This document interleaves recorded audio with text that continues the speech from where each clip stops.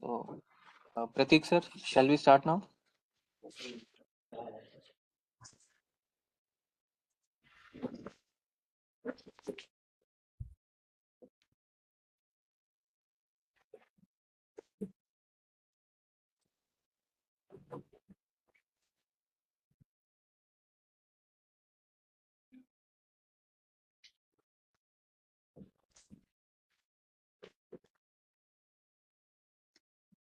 तो I think बहुत से लोगों ने अब ज्वाइन कर लिया है, तो वी शैल स्टार्ट नाउ। मेरी आवाज़ सबके लिए ऑडिबल है, क्लियर है?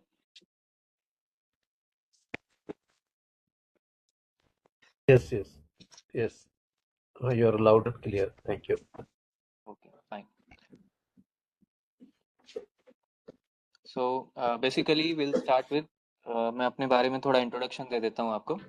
मेरा नाम सक्षम है and I am founder of Visible Systems Tech Private Limited. Visible क्या करता है? इंडस्ट्री 4.0 के इम्प्लीमेंटेशन का काम करता है।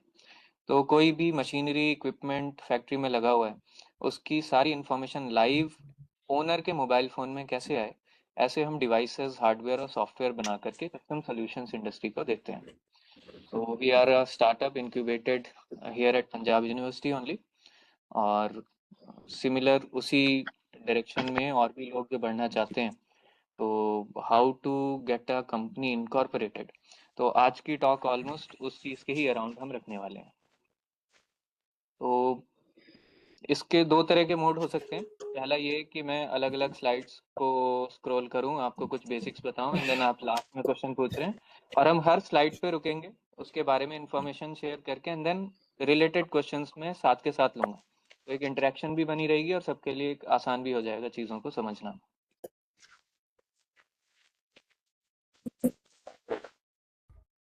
Fine, shall we start? Second option is better. Okay, fine. So let me just share the presentation with you.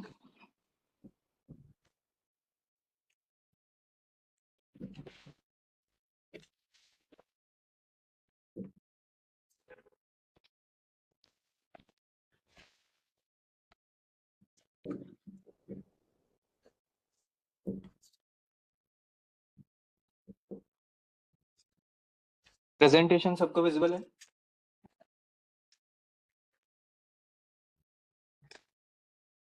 Yes?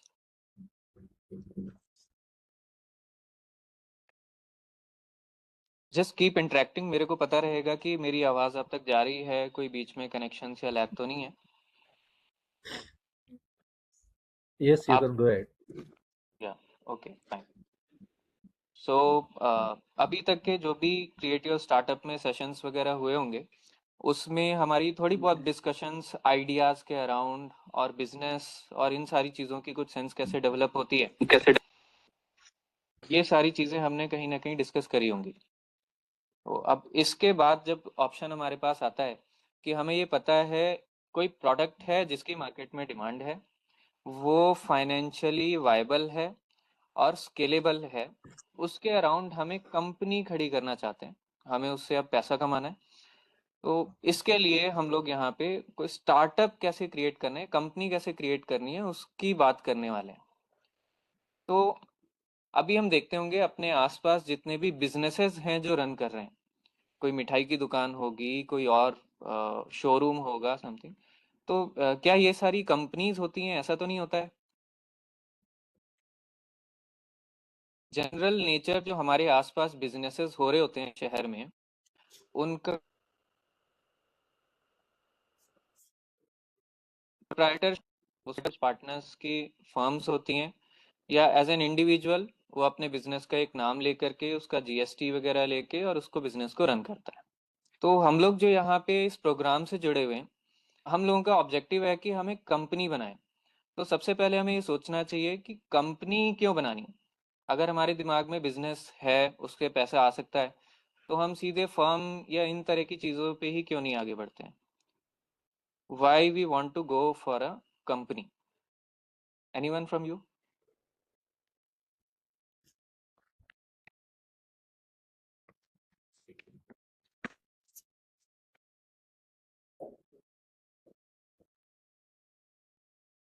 मेरा question clear है आपको? हमारे आसपास बिजनेसेस बहुत सारे एग्जिस्ट करते हैं। वो सारे कोई कंपनी नहीं है, वो इंडिविजुअल्स की दुकानें हैं। उनके बिजनेस का नाम है, उनके पास जीएसटी है और वो अच्छा बिजनेस कर पा रहे हैं। कहीं डिमांड है, वो सप्लाई करते हैं, बिजनेस करते हैं। हम लोग कंपनी के लिए जाना चाहते हैं। स्टार्टअप्स हमेशा एक एंटिटी रजिस्टर करने की ओर जाते हैं। व्हाट डू वी थिंक, ऐसा क्यों करते हैं हम लोग?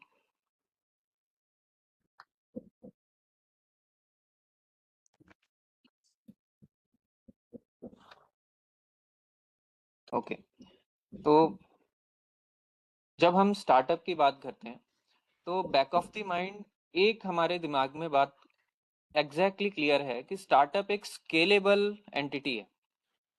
स्टार्टअप आज जितना स्केल पे है, जितनी जगहों पे ऑपरेशंस कर रहा है, ये साल के साल एक्सपोनेंशियली स्केल करना, ऐसा हमारा विजन होता है स्टार्टअप के पीछे।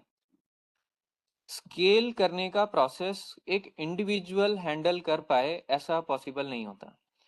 जितना बड़ा आपका स्केल होने लगता है, आपको उतनी बड़ी टीम चाहिए होती है और आपको अलग अलग नेचर के लोग अपने साथ फर्म में या अपने साथ बिजनेस में ऑनबोर्ड करने पड़ते हैं।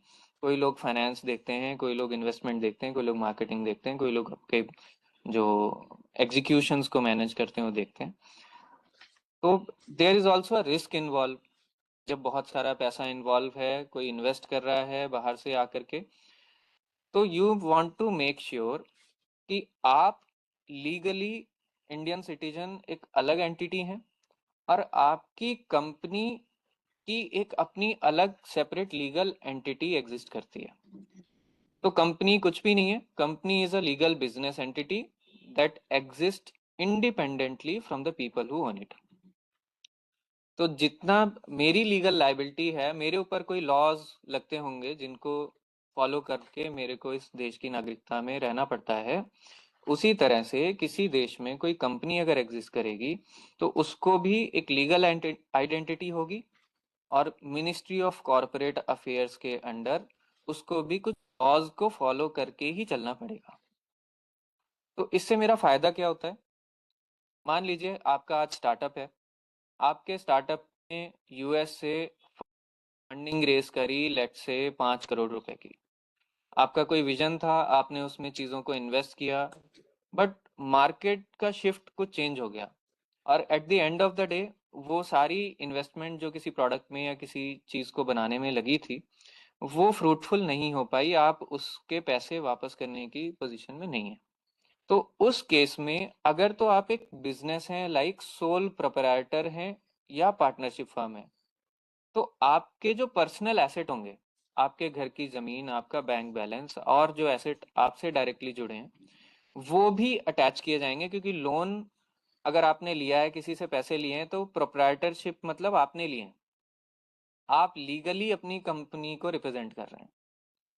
लेकिन अगर कोई कंपनी प्राइवेट लिमिटेड जो रजिस्टर्ड है, वो कोई लोन लेती है, तो उस लोन को चुकाना उसके जो डायरेक्टर्स हैं या उसके जो शेयर होल्डर्स हैं, उनकी कंप्लीट जिम्मेदारी नहीं होती। ऐसा नहीं होता कि जो शेयर होल्डर्स हैं उनके घर से एसेट्स अटैच कर दिए जाएंगे उस लोन की रीपेमेंट का। वहां पे कंपनी ही डाइल्यूट करी जाती है और कंपनी की जो टोटल एसेट ओनिंग होती है, उसमें से उस चीज को पे किया जाता है। तो सबसे पहला आपको एक ये प्रोटेक्शन मिल जाती है कि जब आपने कोई बिजनेस उस स्केल पे करना है जहाँ पे बहुत सारा बाहर से पैसा इन्वॉल्व है, तो आपके एसेट्स उस कंपनी के लिए हुए लोन से सेपरेट हैं और प्रोटेक्टेड हैं। तो जैसा यहाँ पे स्लाइड में भी आप देख पा रहे होंगे कि मैंने 3 चीज़ों का एग्जाम्पल दिया हुआ है। सबसे पहली है सोल प्रोप्राइटरशिप। कि एक पर्सन है, उसी का बिजनेस है, वही ओनर है। तो यहाँ पे जो लीगल स्टेटस है कि ओनर और बिजनेस दोनों एक ही हैं। बिजनेस से कोई गलती हुई, वो ओनर ही उसके लिए लायबल है, ओनर को ही उस चीज को रिप्रेजेंट करना है सब कुछ। जो लायबिलिटी है वो अनलिमिटेड है। अगर आपके बिजनेस ने किसी का 20 लाख रुपए का नुकसान किया है, कोई और आपके ऊपर रिलाय कर रहा था, तो अब वो जब कोर्ट में जाएगा, क्लेम करेगा, तो उसमें आपके पर्सनल एसेट वो अटैच कर सकता है, because you and your business are the same entity. और आपका बिजनेस उस पॉइंट पे खत्म हो जाएगा जिस पॉइंट पे आप या तो इस दुनिया में नहीं रहते हैं, या आप इनकेपेबल होते हैं उस बिजनेस को रन करने में। लेकिन ऐसा कंपनीज के साथ नहीं होता। मान लीजिए रतन टाटा जी का अगर देहांत हुआ, तो उसके बाद भी टाटा इंडस्ट्रीज, टाटा पूरा ग्रुप अभी एग्जिस्ट कर रहा है, अपने बिजनेस ऑपरेशंस चला रहा है। तो दोनों एंटिटी अलग अलग होने पर कंपनी एक सेपरेट वर्किंग को बहुत अच्छे से हैंडल कर पाती है। यस। सो इसके अराउंड कोई क्वेश्चंस जो हमारे दिमाग में हो कभी पहले, let us start with those. हाँ, इसमें just I want to ask that कि कंपनी में प्राइवेट लिमिटेड आपने लिखा है, इसमें एलएलपी और कई तरह की और कंपनी हैं, उसके बारे में या बाद में बताएंगे आप? हाँ, मैं नेक्स्ट नेक्स्ट स्लाइड में अभी आऊंगा, तो उसमें सारी चीजें फिर क्लियर करेंगे जी। तो कंपनी हमें क्यों रजिस्टर करनी है, बिजनेस के फॉर्म में क्यों नहीं जाना चाहते, थोड़ा सा एक क्लैरिटी हुई कि most of the time startups जिन्होंने शुरू किया है, वो अपनी फाइनेंशियल लाइबिलिटी को लिमिट कर लेंगे। और जो भी फाइनेंशियल लाइबिलिटी है वो कंपनी और कंपनी में लगे हुए पैसे और कंपनी के पास एग्जिस्ट करने वाले एसेट्स की है, ना कि आपकी पर्सनली। ठीक है। So let us move on to the next slide. अब हम बात करते हैं, अगर हमें कंपनी रजिस्टर करनी है तो कौन कौन से ऑप्शंस हमारे सामने होते हैं जिस कंपनी में हम रजिस्टर कर सकते हैं, या जिस तरह की कंपनी हम रजिस्टर कर सकते हैं। तो सबसे पहला जो कॉमन आपने सबसे सुनी होगी, प्राइवेट लिमिटेड कंपनी। इस कंपनी में 2 से लेके 200 तक शेयर होल्डर्स हो सकते हैं, और ये शेयर होल्डर्स किसी को भी फ्रीली ट्रांसफर नहीं कर सकते। उसमें कंपनी के बोर्ड की अप्रूवल और ये सारी डॉक्यूमेंटेशन होने के बाद ही वो इसको आगे जा पाते हैं। तो मोस्ट ऑफ द स्टार्टअप्स जो आप देखेंगे इंडिया में, उनका nature almost private limited form में होगा। सेकेंड मोस्ट कॉमन चीज जो आप देखते हैं वो पब्लिक लिमिटेड कंपनीज हैं, जो बहुत ही बड़े स्केल की कंपनीज जिनको आप सुनते हैं, चाहे रिलायंस हो गई या कोई महारत्ना कंपनी हो गई, पीएसयूज हैं, आईओसीएल, ओएनजीसी, इंडियन रेलवेज। तो ये सारी पब्लिक लिमिटेड कंपनीज हैं। इन कंपनीज में जो शेयर्स हैं वो पब्लिक भी उसमें इन्वेस्ट करती है पैसा, उसके पास शेयर्स होते हैं, और वो फ्रीली इसको ट्रेड कर सकते हैं स्टॉक एक्सचेंज पे। कि अगर किसी के कोई शेयर होल्डर है, वो अपने शेयर्स किसी को ट्रांसफर करना चाहता है, तो पब्लिक लिमिटेड कंपनी में बिना कोई कंपनी की कंसेंट वो एनएसई वगैरह में अपने शेयर्स को ट्रांसफर कर लेते हैं। एक इजी टू स्टार्ट जो ऑप्शन होता है एंटरप्रेन्योर्स के सामने, that is limited liability partnership. अब लिमिटेड लायबिलिटी पार्टनरशिप क्या हो गई, तो यहाँ पे जो पार्टनर्स हैं वो अपनी लायबिलिटी डिसाइड कर लेंगे कि किस पार्टनर का कितना लायबिलिटी है।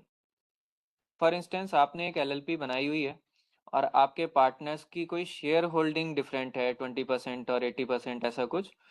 तो अब कंपनी के ऊपर जो फाइनेंशियल कुछ लाइबिलिटीज आएंगी, उनको आप शेयर्स के अराउंड भी लिमिट कर पाओगे, या आपकी जो हिस्सेदारी है कंपनी में उसके बेसिस पे। सिमिलरली जो कंसल्टिंग है, अकाउंटिंग है, उन सारी चीज़ों को थोड़ा सा आसान बनाने के लिए ये लिमिटेड लाइबिलिटी पार्टनरशिप्स के थ्रू हम अपना काम शुरू कर सकते हैं। और चौथा हमारे पास ऑप्शन होता है एक वन पर्सन कंपनी। अब आपके दिमाग में एक आइडिया है, आपने मार्केट ढूंढी, आपके पास बिजनेस प्लान है, सब कुछ है, लेकिन अभी तक आपके पास कोई दूसरा ऐसा व्यक्ति नहीं है जो सेम विजन को आपके साथ लेकर के चलेगा एज अ पार्टनर। तो आप एक वन पर्सन कंपनी भी फॉर्म कर सकते हैं। अब वन पर्सन कंपनी के कुछ फायदे हैं और कुछ नुकसान हैं। जब तक आपको कोई को फाउंडर नहीं मिल जाता है, तब तक आप वन पर्सन कंपनी में जा सकते हैं। प्राइवेट लिमिटेड कंपनी में आपको मिनिमम 2 डायरेक्टर्स चाहिए ही चाहिए। उसके बिना आप कंपनी को रजिस्टर या इनकॉर्पोरेट नहीं करवा पाएंगे। हाँ, अगर आपके मन में ये बात आए कि मेरे को प्राइवेट लिमिटेड कंपनी बनानी है, मैं अपना को फाउंडर बाद में कोई ढूंढ लूंगा और डे वन पे मैं प्राइवेट लिमिटेड के लिए ही जाऊंगा, तो उसमें आप एक ऑप्शन ये कर सकते हैं कि शेयर्स की डिवीजन ऐसी कर लें कि एक कोई अपने फैमिली में से जो नॉमिनी हो उसको साथ में एंगेज कर सकते हैं। उसके पास 0.01 शेयर, जैसे पूरी कंपनी के पास 10,000 शेयर हैं तो 9,999 शेयर्स आपके पास है, एक शेयर आपके फादर के पास हो गए, तो टेक्निकली आप दो डायरेक्टर हो गए, आप कंपनी इनकॉर्पोरेट कर पाओगे। जब आपको फ्यूचर में लगता है कि yes I need to onboard some director या को फाउंडर या कोई शेयर होल्डर और मेरे को ऑनबोर्ड करना है, तो ये काम आप उस केस में कर सकते हो। अगर आपने 1 पर्सन कंपनी शुरू करी है तो उसमें कभी भी एक से ज्यादा शेयर होल्डर होगा ही नहीं। 1 पर्सन कंपनी आपका कोई भी फॉरेन डायरेक्ट इन्वेस्टमेंट नहीं ले पाएगी, और अगर उसको ऐसा कुछ भी करना है तो end of the day 1 person company को भी चेंज करके अपना नेचर दोबारा प्राइवेट लिमिटेड में करना पड़ेगा। तो जैसे जैसे हमारे ऑपरेशंस थोड़े कॉम्प्लिकेशंस ऐड होती जाती हैं ऑपरेशंस में, एंड ऑफ द डे आपको नीड होती है कि आप एक प्राइवेट लिमिटेड कंपनी बनाएं, चाहे आप शुरुआत ओपीसी से कर लें, चाहे आप शुरुआत एलएलपी से कर लें। स्टार्टअप्स के पास एक और सबसे बड़ा कंसर्न होता है कि जब उन्होंने काम शुरू किया है, उनको फंडिंग की रिक्वायरमेंट है, उसको वो कोशिश कर रहे हैं कि उसके लिए कोई इन्वेस्टर मिल जाए। तो इन्वेस्टर भी ऑनबोर्ड करने के लिए जो सेफेस्ट अपने लिए ऑप्शन चुनते हैं वो होता है प्राइवेट लिमिटेड कंपनी।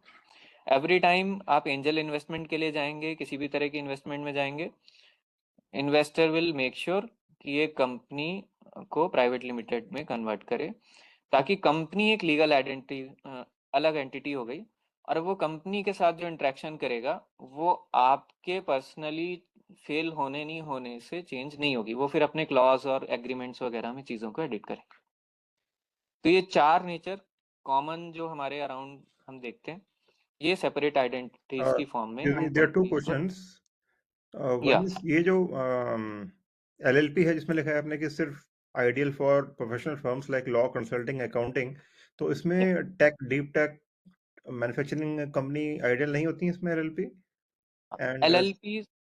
जी जी, एंड दूसरा सेकेंडली क्वेश्चन जो वन बताइए। पर्सन कंपनी है वो जो प्रीवियस स्लाइड में जो आपने लिखा था कि सोलो बिजनेस करते हैं, उससे कैसे डिफरेंट है? जी, दोनों चीज़ें बताता हूँ। तो सबसे पहले बात करते हैं एलएलपीज को आइडियल हम डीप टेक स्टार्टअप्स के अराउंड क्यों नहीं मानते।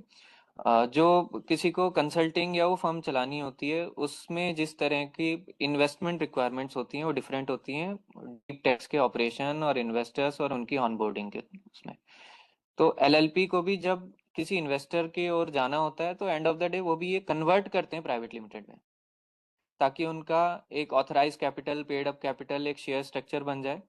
इन्वेस्टर हमेशा आपसे चाहेगा कि आप एक आपकी कंपनी का मेमोरेंडम ऑफ एसोसिएशन और आर्टिकल ऑफ एसोसिएशन वो पढ़े।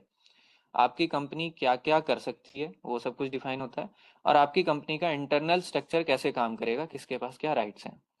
तो इन्वेस्टर अपनी सेफ्टी के लिए सारी चीज़ों को देखते हुए आपको रिक्वेस्ट करता है कि आप एलएलपी के बजाय इसको कन्वर्ट करिए प्राइवेट लिमिटेड में, and then we will onboard. तो जो बिजनेसेस हैं शुरुआत करने के लिए एलएलपीज में बहुत अच्छे रन कर जाते हैं, बट बहुत सारी आगे गवर्नमेंट के जो बेनिफिट्स हैं जो स्टार्टअप्स को मिलते हैं, जो प्राइवेट लिमिटेड को मिलते हैं, उन चीज़ों से कहीं एलएलपी पीछे होती है। आपको इनिशियली डॉक्यूमेंटेशन कम रखनी है, उसमें आपको एलएलपी हेल्प करेगी, क्योंकि documentation around private limited company is more.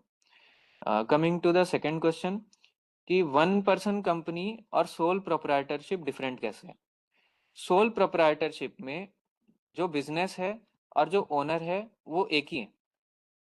Business कोई सेपरेट लीगल एंटिटी नहीं है। बिजनेस की गलती मतलब ओनर लायबल है। बिजनेस उसके जो बिजनेस है उससे किसी का फाइनेंशियल नुकसान हुआ है तो वो ओनर के एसेट्स को अटैच करके पूरा किया जाएगा। 1 पर्सन कंपनी में उसकी कंपनी एक अलग एंटिटी हो गई है और वो पर्सन एक अलग एंटिटी है। ये बहुत बेसिक डिफरेंस है कि कंपनी को अपने आप से सेपरेट कर दिया है ओपीसी ने compare to sole proprietorship. Any more questions around this?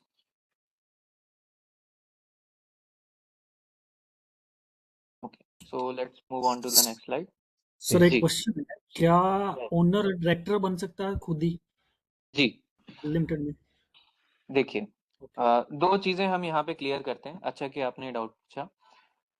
Private limited company में ओनर मतलब शेयर होल्डर है, जिनके पास जितने शेयर्स की होल्डिंग है उस कंपनी की।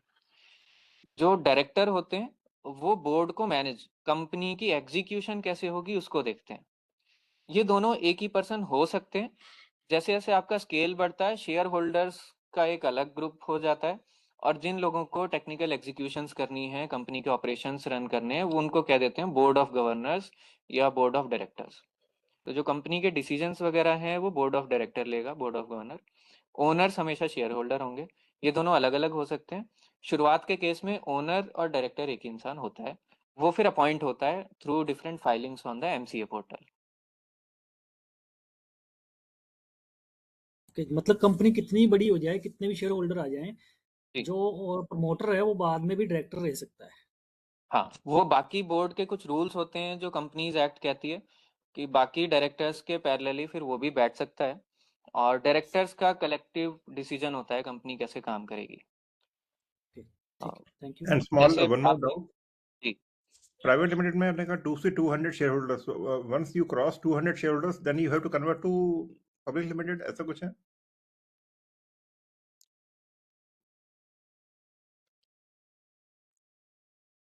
इसका तो वहाँ पे फिर कुछ कंडीशंस चेंज होती हैं, आपके आर्टिकल ऑफ एसोसिएशंस और एमओएस चेंज हो जाते हैं वहाँ पे। तो दैट प्रोसेस जिसका इतना बड़ा स्केल हो जाता है और फिर वो आईपीओ के लिए लिस्ट करते हैं, देन फिर डॉक्यूमेंटेशन बहुत सारी चेंज हो जाती है। Alright, thank you. जी। तो हमने एक एग्जांपल भी सुना होगा कि स्टीव जॉब्स को एप्पल ने ही अपनी कंपनी से बाहर कर दिया था। तो वो डिसीजन जो था किसी चीज़ में, वो बोर्ड ऑफ डायरेक्टर्स का था। स्टीव जॉब्स अपनी कंपनी से बाहर निकलने के बाद भी कंपनी का ओनर था, लेकिन कंपनी के डिसीजंस जो ले रहे थे वो डायरेक्टर्स ले रहे थे। नंबर ऑफ डायरेक्टर्स की जो वोट्स थी उसके अकॉर्डिंग वो चीज़ें डिपेंड करती हैं। तो ऐसा रहता है। Now moving on to the next slide. अब हमें क्या डिसीजन लेना चाहिए इनिशियली, अगर हम अभी प्लान कर रहे हैं कोई कंपनी रजिस्टर करने का। तो अगर तो हम सोलो एंटरप्रेन्योर हैं, अभी कोई इन्वेस्टमेंट का प्लान नहीं है, कोई टीम भी नहीं है हमारे पास, अकेले ही फ्रीलांस जैसा कुछ काम शुरू कर रहे हैं, तो हम ओपीसी के लिए जा सकते हैं। बहुत सस्ते में सिंपलेस्ट तरीके से हम एक कंपनी बना लेते हैं।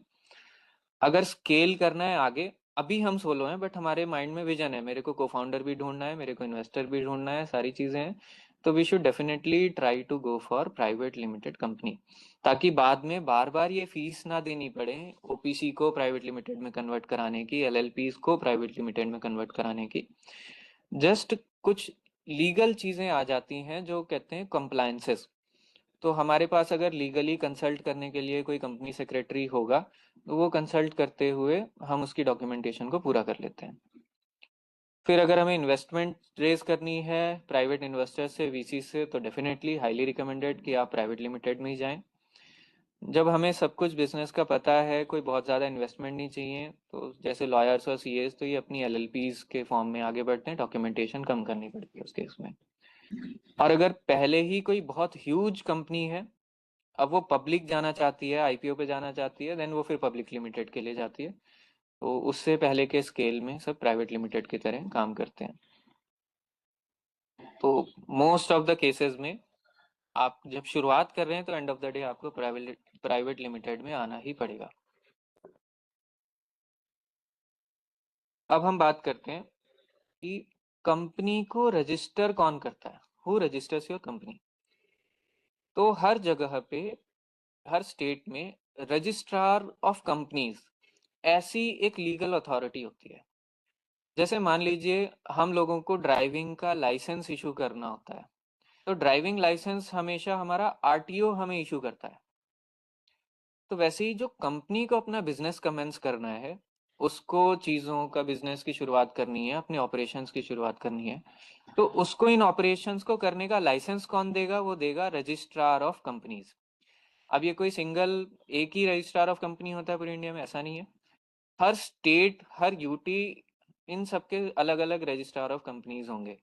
आपको अगर कंपनी चंडीगढ़ में रजिस्टर कर रहे हैं, तो आरओसी चंडीगढ़ आपको लाइसेंस देगा कंपनी रन करने का। आप अगर मुंबई में रजिस्टर कर रहे हैं तो मुंबई का जो आरओसी होगा वो आपकी कंपनी को ऑफिशिएट करेगा कि लीगली ये एंटिटी एग्जिस्ट कर रही है। तो जैसे कोई गवर्नमेंट ऑफिस में हमें अलग अलग चीज़ें इशू होती हैं, वैसे ही रजिस्ट्रार ऑफ कंपनीज हमें लीगल एंटिटी बनाने का वो जो इशुएंस करता है वो आरओसी करता है।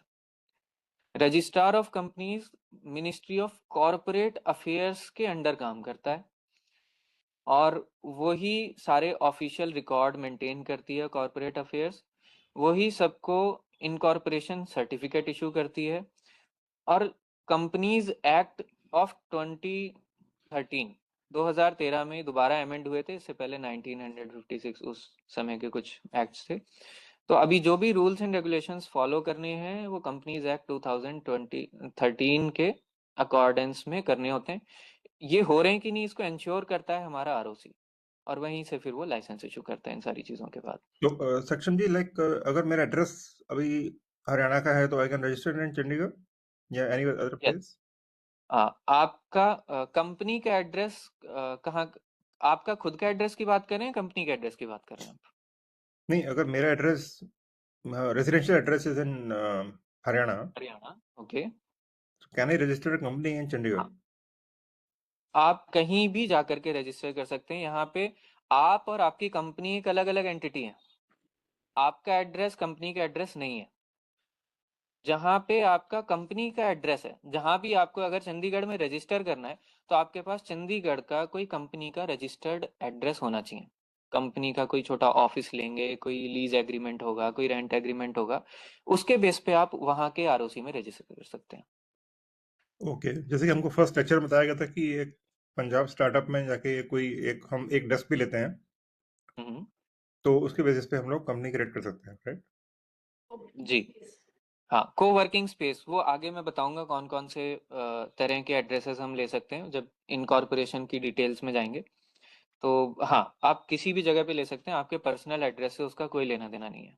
आपकी ऑलराइट, कंपनी इस समय लीगल एंटिटी है। श्योर।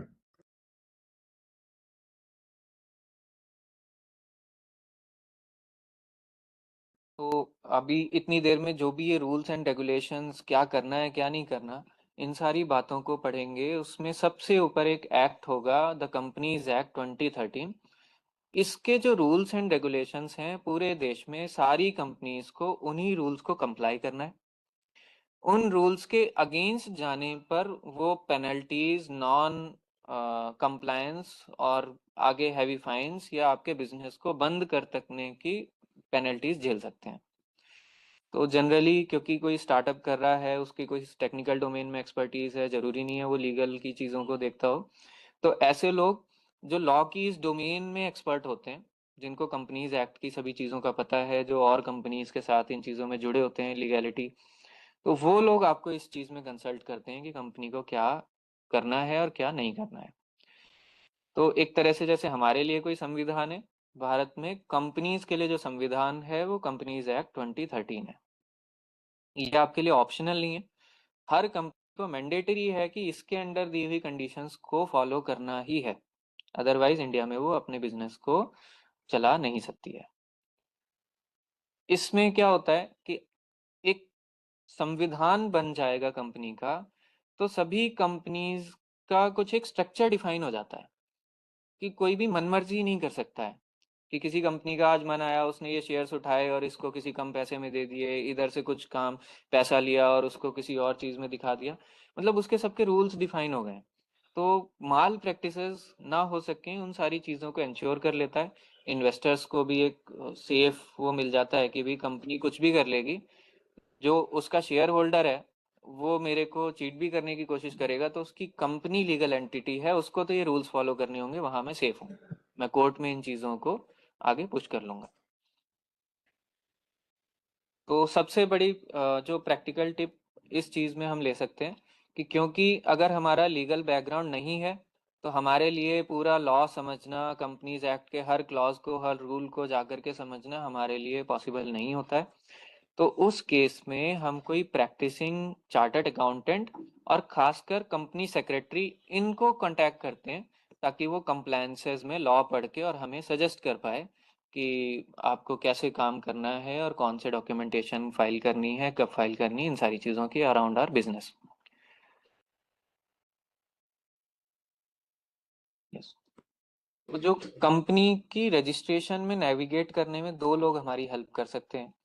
एक तो हमारा चार्टर्ड अकाउंटेंट होगा, जितना भी फाइनेंशियल ट्रांजैक्शन होगा उसकी टैक्स की फाइलिंग करनी है, उसकी ऑडिटिंग करनी है, बाकी सारी चीज़ें, पैसा किस तरह से लेना है, किन चीज़ों का ध्यान रखना है, कौन से रूल आप अवॉइड कर सकते हो, वो सारी फाइनेंशियल गाइड हमारे चार्टर्ड अकाउंटेंट जो है वो कंप्लीट कर लेते हैं।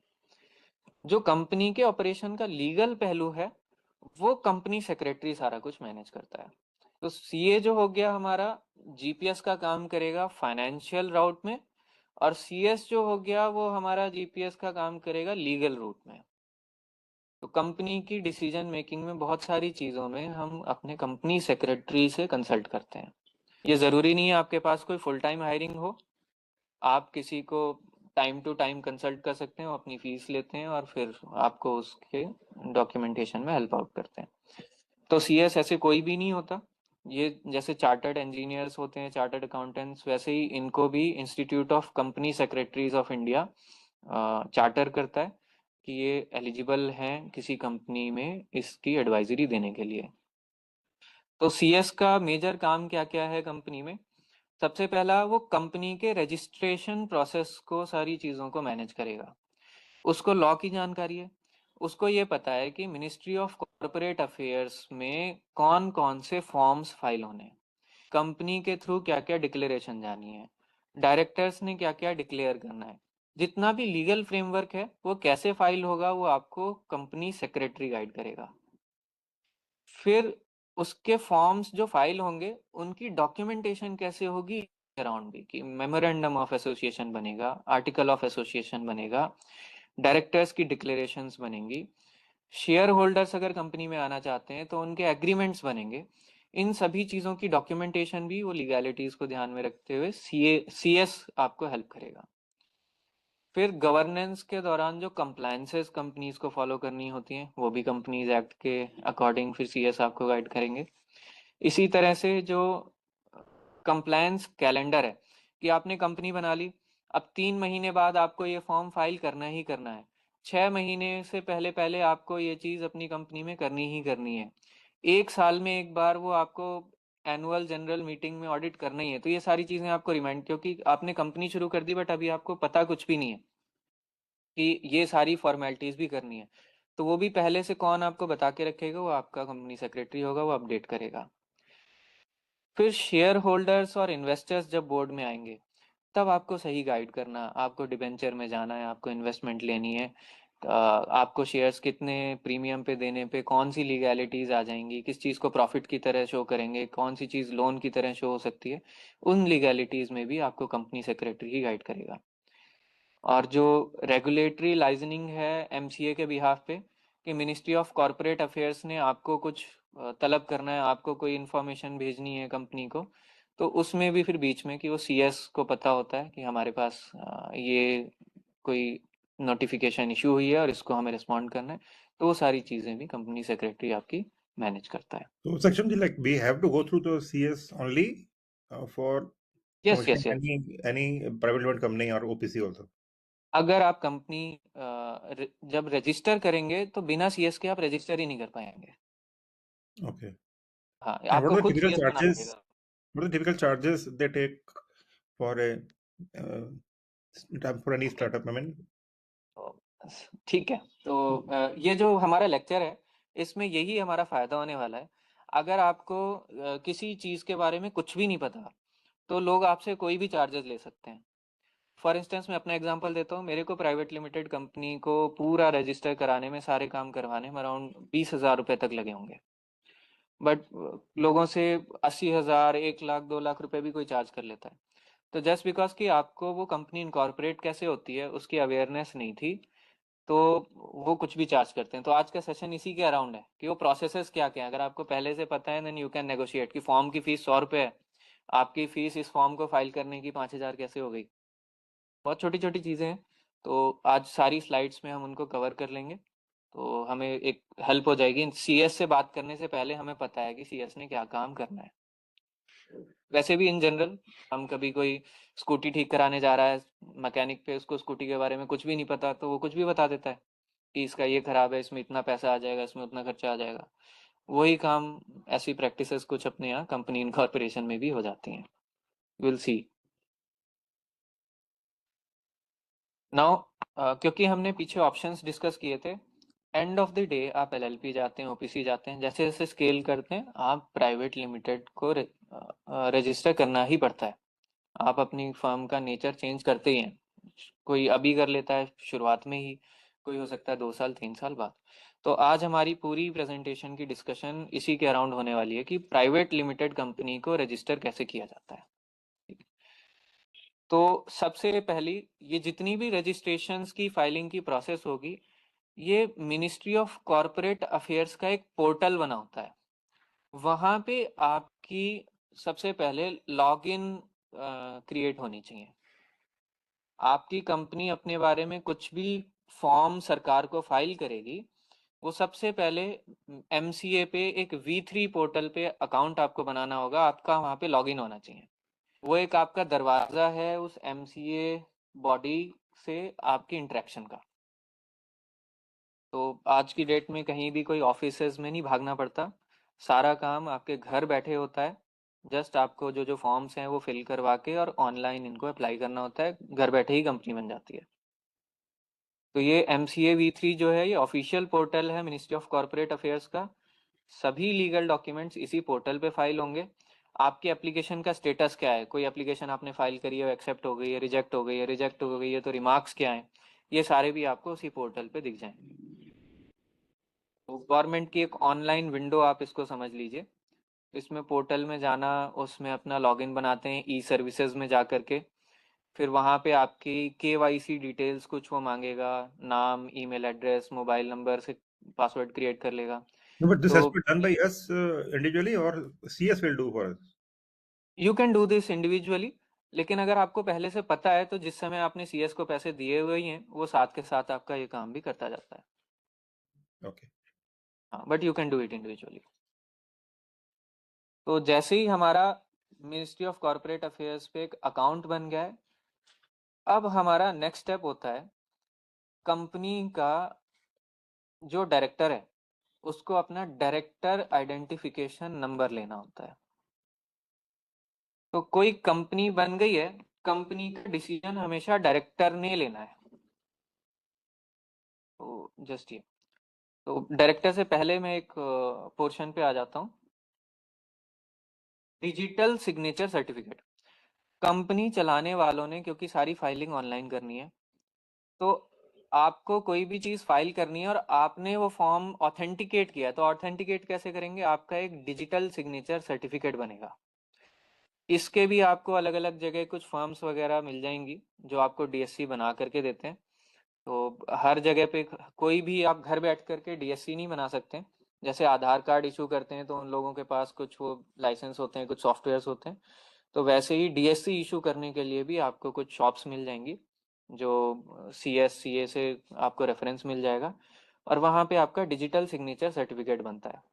तो यहाँ आपके सारे KYC डॉक्यूमेंट्स लगते हैं, आपका आधार कार्ड, पैन कार्ड, आधार कार्ड में जो मोबाइल नंबर जुड़ा हुआ है वो, आपके पास ईमेल्स पे और मोबाइल नंबर पे फिर OTP आता है, और उसके बाद वहाँ से डिटेल लेकर के आपका एक डिजिटल सिग्नेचर सर्टिफिकेट बन गया। उसको कोई फोर्ज नहीं कर सकता, वो एक छोटी पेन ड्राइव की फॉर्म में होता है। अब आपको कभी भी कोई डिजिटल डॉक्यूमेंट साइन करना है, जैसे कोई PDF है, आपके CS ने मेमोरेंडम ऑफ एसोसिएशन बनाया है कि कंपनी ये बिजनेसेस करने के लिए लीगली अलाउ करती है।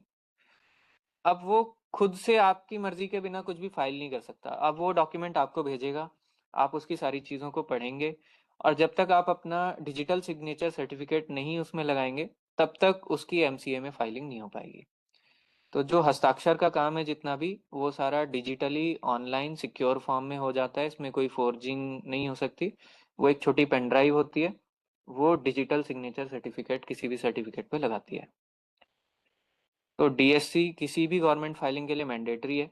नहीं तो एनोनिमस फाइलिंग हो जाएगी। कोई भी मेरे नाम से, मेरी कंपनी के नाम से कोई भी डॉक्यूमेंट फाइल कर दे एमसीए को कि आज कंपनी चाहती है कि वो अपना शेयर कैपिटल इससे इसमें चेंज करना चाहती है। अब डायरेक्टर्स ने तो कभी ऐसा अप्रूव ही नहीं किया, तो ऐसा कुछ भी ना हो पाए उसके लिए डीएससी सबसे पहला बहुत ज़रूरी है। लीगल प्रूफ हो गया आपके सिग्नेचर का, आप इससे मुकर भी नहीं सकते। डीएससी आपने फाइल किया है तो लैपटॉप में अपनी पेन ड्राइव लगाई होगी, 2 बार पासवर्ड्स डाले होंगे, ओटीपी डाला होगा, उसके बाद उस डॉक्यूमेंट पे वो डीएससी लगा होगा। तो आप ये नहीं कह सकते कि जी ये मैंने साइन नहीं किए हैं, किसी और ने कर दिए हैं समथिंग। तो आपको उन पासवर्ड्स वगैरह का भी ठीक प्रोटेक्शन रखनी पड़ेगी कि अगर आपकी पेन ड्राइव किसी और के हाथ में लगती है तो किसी डॉक्यूमेंट पे आपके डिजिटल साइंस कर देगा और आप लीगली लायबल हैं उस साइन के लिए। फिर ये डीएससी रिक्वायर होगा आपके डायरेक्टर बनने के लिए सबसे पहले। तो आप कंपनी शुरू करना चाह रहे हैं, कंपनी एक लीगल एंटिटी होगी, लेकिन कंपनी चलाएगा कौन? तो कंपनी चलाएंगे डायरेक्टर्स। प्राइवेट लिमिटेड में मिनिमम 2 डायरेक्टर चाहिए हमें शुरुआत में। तो अब आगे का जितना भी काम है, हर कागज जो मिनिस्ट्री ऑफ कॉरपोरेट अफेयर्स में जाएगा उसको डायरेक्टर अप्रूव करके डालेगा, मतलब डायरेक्टर के संज्ञान में होगा हर कुछ कि ये डॉक्यूमेंट जाना है एमसीए के पोर्टल पे, तो हर डॉक्यूमेंट को डायरेक्टर साइन करेगा। तो तो सक्षम जी, सबसे पहले वी आप हैव जी टू obtain 2 DSCs। एक अपने जैसे कोई फैमिली मेंबर को डायरेक्टर बना रहे हैं तो उनकी भी डीएससी बनानी पड़ेगी। जी जी जी जी आपको दोनों की डीएससी चाहिए जी। तो इसके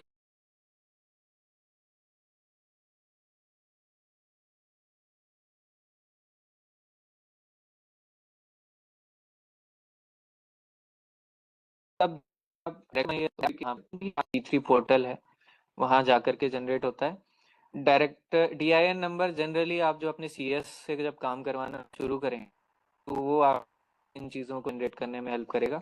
उसका अपना एक अलग तरह का अकाउंट होता है एमसीए में, आपका दूसरे तरह का अकाउंट है, और वो फाइलिंग्स में कुछ डॉक्यूमेंट्स बना के आपको शेयर करेगा, आप उसमें साइन करेंगे, एंड देन वो मिनिस्ट्री ऑफ कॉर्पोरेट अफेयर्स में उसको फाइल कर देगा कि इस पर्सन को इस डायरेक्टर अलॉट किया जाए।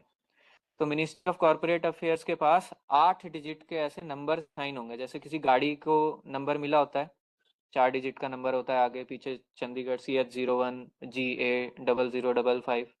तो ऐसे ही हर इंडिविजुअल जो एज अ डायरेक्टर एमसीए के ध्यान में है उसको भी 8 डिजिट का डायरेक्टर आइडेंटिफिकेशन नंबर मिलेगा। तो आपकी एक वो भी आइडेंटिटी मिनिस्ट्री के पास हमेशा रहेगी, और ये सारी आइडेंटिटीज आपके पैन कार्ड और आपके बाकी केवाईसी डॉक्यूमेंट से लिंक्ड होंगी। तो अब हमने डिसाइड कर लिया है कि कंपनी कौन से नेचर की बनानी है। हमारे डिजिटल सिग्नेचर सर्टिफिकेट बन गया है, तो कोई भी डॉक्यूमेंट साइन होगा उसमें हम डीएससी लगाएंगे और हम उसके लिए लायबल हैं ऑलवेज। फिर हमारे पास एक डायरेक्टर आइडेंटिफिकेशन नंबर जनरेट हो गया है जो मिनिस्ट्री ऑफ कॉर्पोरेट अफेयर्स ने हमें दिया है।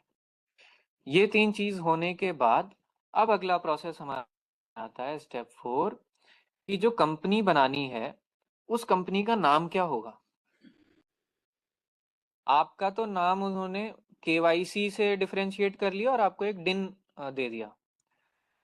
कंपनी को भी अगर वो एक्नॉलेज करेंगे तो सबसे पहला तो कंपनी का कोई नाम होना चाहिए, और वो नाम किसी दूसरे नाम से सिमिलर या सेम नहीं होना चाहिए।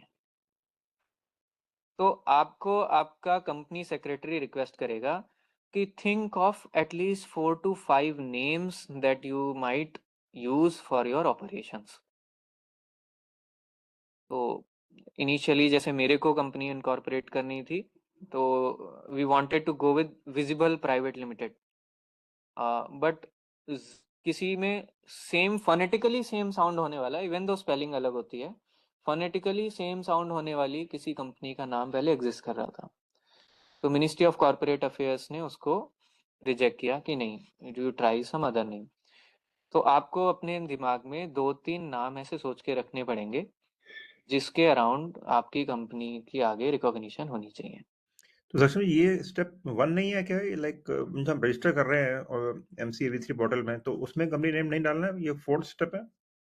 यस, ये सबसे पहला। आपका अभी कोई भी कागज, कंपनी का कोई भी कागज अभी एमसीए में नहीं गया है।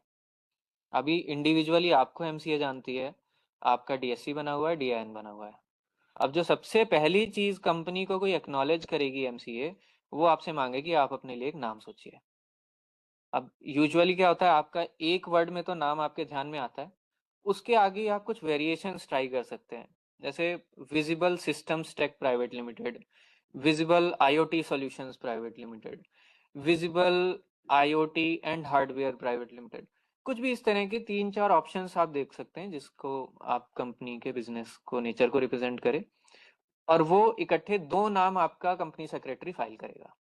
अगर उन दोनों नामों से सिमिलर नाम पहले से एग्जिस्ट कर रहे होंगे तो within a week MCA portal में उसका अपडेट आ जाएगा कि ये नाम आप अपनी कंपनी का ले सकते हो, रख सकते हो या नहीं रख सकते। नहीं रख सकते तो सेम फीस में आपके पास दोबारा चांस है कि आप एक बार और अप्लाई कर दो। वो भी रिजेक्ट हो जाता है तो आपको वो नाम अप्लाई करने की फीस दोबारा से पे करनी पड़ेगी, और सिमिलरली जो आपका कंपनी सेक्रेटरी होगा वो फिर दोबारा अप्लाई करने की भी फीस लेगा। ये हम खुद नहीं चेक कर सकते कि ऑलरेडी ये नाम एग्जिस्ट कर रहा है कि नहीं? आप वैसे गूगल पे जाकर के कर सकते हैं, लेकिन जरूरी नहीं है कि गूगल पे आपने सर्च किया तो आपको सिमिलर नेम मिल ही गया। जिस कंपनी ने अपनी चीज़ों को उस तरह से मार्केट नहीं किया हुआ है, तो हो सकता है फेमस नाम तो आप चेक कर लेंगे, लेकिन जब बात आएगी कि पूरे देश में एग्जिस्ट करने वाली सभी कंपनीज से आपने नाम वेरीफाई कर लिया है कि नहीं कर लिया, तो आप गूगल से नहीं कर पाएंगे। तो वो एमसीए ही करेगा। मिनिस्ट्री ऑफ कॉर्पोरेट अफेयर्स के पास सारा डेटा है कि पूरे देश में किस किस नाम की कौन कौन सी कंपनी एग्जिस्ट कर रही है, तो आपका नाम उनमें से किसी से भी सिमिलर ना हो, वो उनके पास टूल्स होते हैं, इसलिए वो आपसे मांगते हैं। वो ये भी बताते हैं कि इसके सिमिलर नाम ये थे, इस वजह से हमने आपका ये रिजेक्ट किया है। तो ये सर एमसीए के पोर्टल पे है नहीं क्या है, वहाँ पे भी तो सर्च ऑप्शन है कि आप पहले से देख सकते हैं एमसीए के पोर्टल पे कि कौन कौन से मिलते हुए नाम तो नहीं है? ये मेरे को एक्सप्लोर करना पड़ेगा, वहां पे ऐसा ऑप्शन देते हैं कि नहीं क्योंकि देते। मैं एक बार देख रहा था, मुझे जहाँ तक ध्यान है उनके पोर्टल पे है ये, आप देख सकते हैं पहले से अपना नाम डाल के ठीक कि है। उससे मिलता जुलता कोई है नहीं। अब मान लीजिए आपका मैं एक एग्जांपल देता हूँ, आपने एमसीए पे चेक किया, मैंने विजिबल अप्लाई किया, VIZIBBLE, वहां पे एक एग्जिस्ट कर रहा है VISIBLE, विजिबल, जो इंग्लिश का शब्द है। दोनों फोनेटिकली सेम साउंड करते हैं, मैंने तो चेक कर लिया अभी ये डिफरेंट है, मैंने उसको अप्लाई कर दिया, फिर रिजेक्ट हो जाएगा। तो ये डिसीजन लेना कि ये किसी के बहुत ज़्यादा सिमिलर है, उसके बिजनेस को अफेक्ट करेगा कि नहीं करेगा, उसके कस्टमर्स में कोई कंफ्यूजन क्रिएट कर सकता है कि नहीं कर सकता, ये चीज़ें वहाँ एमसीए वेरीफाई करती है, तब उसको रिजेक्ट या एक्सेप्ट करती है। तो वो अकॉर्डेंस विद उनके कुछ रूल्स हैं, लॉज हैं, उसके अकॉर्डेंस में चलते हैं। अब बाई चांस एक हम केस लेते हैं, मेरी कंपनी का जो नाम था वो पहले से एमसीए को पता था, आपने अपनी एक नई कंपनी बनाई, उसके नाम में माइनर सा चेंज है, बट वो मेरे नाम से बहुत सिमिलर है, और आपका नाम कंपनी ने रिजेक्ट कर दिया कि आप ये नाम नहीं ले सकते हो। अब आपकी रिक्वेस्ट है, आपकी जिद है कि मेरे को यही नाम चाहिए, तो फिर आप क्या करोगे, एमसीए से रिक्वेस्ट करोगे कि जो पहले से एग्जिस्टिंग एंटिटी थी जिसकी वजह से आपका नाम रिजेक्ट हुआ है, वो आपको उनसे कनेक्ट कराए, और मैं आपको एनओसी दे दूंगा कि कोई बात नहीं, मेरा बिजनेस आपसे अफेक्ट नहीं होगा, और आप इससे सिमिलर जो नाम है आप यूज कर लो। Then you will again file the same name with that NOC from me, उसके बाद वो नाम एक्सेप्ट हो पाएगा। तो इस तरह के भी ऑप्शंस हैं हमारे पास मिनिस्ट्री ऑफ कॉर्पोरेट अफेयर्स में।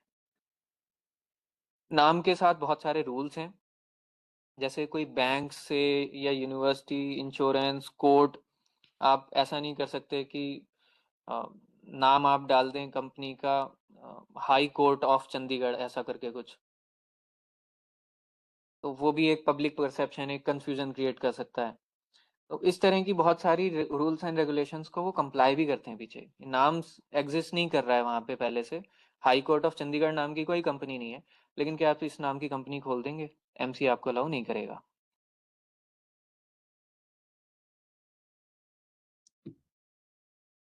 अब जब आपके पास नाम आ गया और एमसीए ने आपको नाम अप्रूव करके वापस भेज दिया है, इस प्रोसेस के बाद आपकी सेकंड रिक्वायरमेंट होगी कि चलो 4 महीने के लिए आपके पास वो नाम आ गया, अब आपको इन 4 महीने तक अगर कंपनी रजिस्टर करनी है तो करिए, नहीं तो वो नाम आपसे चला जाएगा, आपको दोबारा नाम लेना पड़ेगा। हाँ, यस सतवीर जी, आप कुछ बोल रहे थे। जी सॉरी मैं जी, जस्ट इन बिटवीन चेक ही कर रहा था ऑप्शन अच्छा, is very much available on the MCA site या जिसमें चेक योर कंपनी और एलएलपी नेम, जैसे मेरे दिमाग में कोई नाम था अपने कंपनी का, और मैंने या चेक किया तो 8 नाम पहले ही एग्जिस्ट है, जिसमें 2 अलॉटेड है और 2 रिलीज्ड है, रिजेक्टेड है, एक्सपायर्ड है, समथिंग लाइक दैट, सिमिलर और सेम। तो ठीक है। आपको हिट एंड ट्रायल से तो यही लिस्ट बचा लेगी कि हाँ आप तो पहले नहीं, पहले मैं जैसे एग्जैक्टली सेम नाम से 2 कंपनी रजिस्टर्ड है, एक मासा इंटरप्राइजेज, एक सो मासा। सो ऑलरेडी, कहने का मतलब उस नाम से मैं जा ही नहीं सकता आगे। तो it is very much available just for information. Sure, you can continue.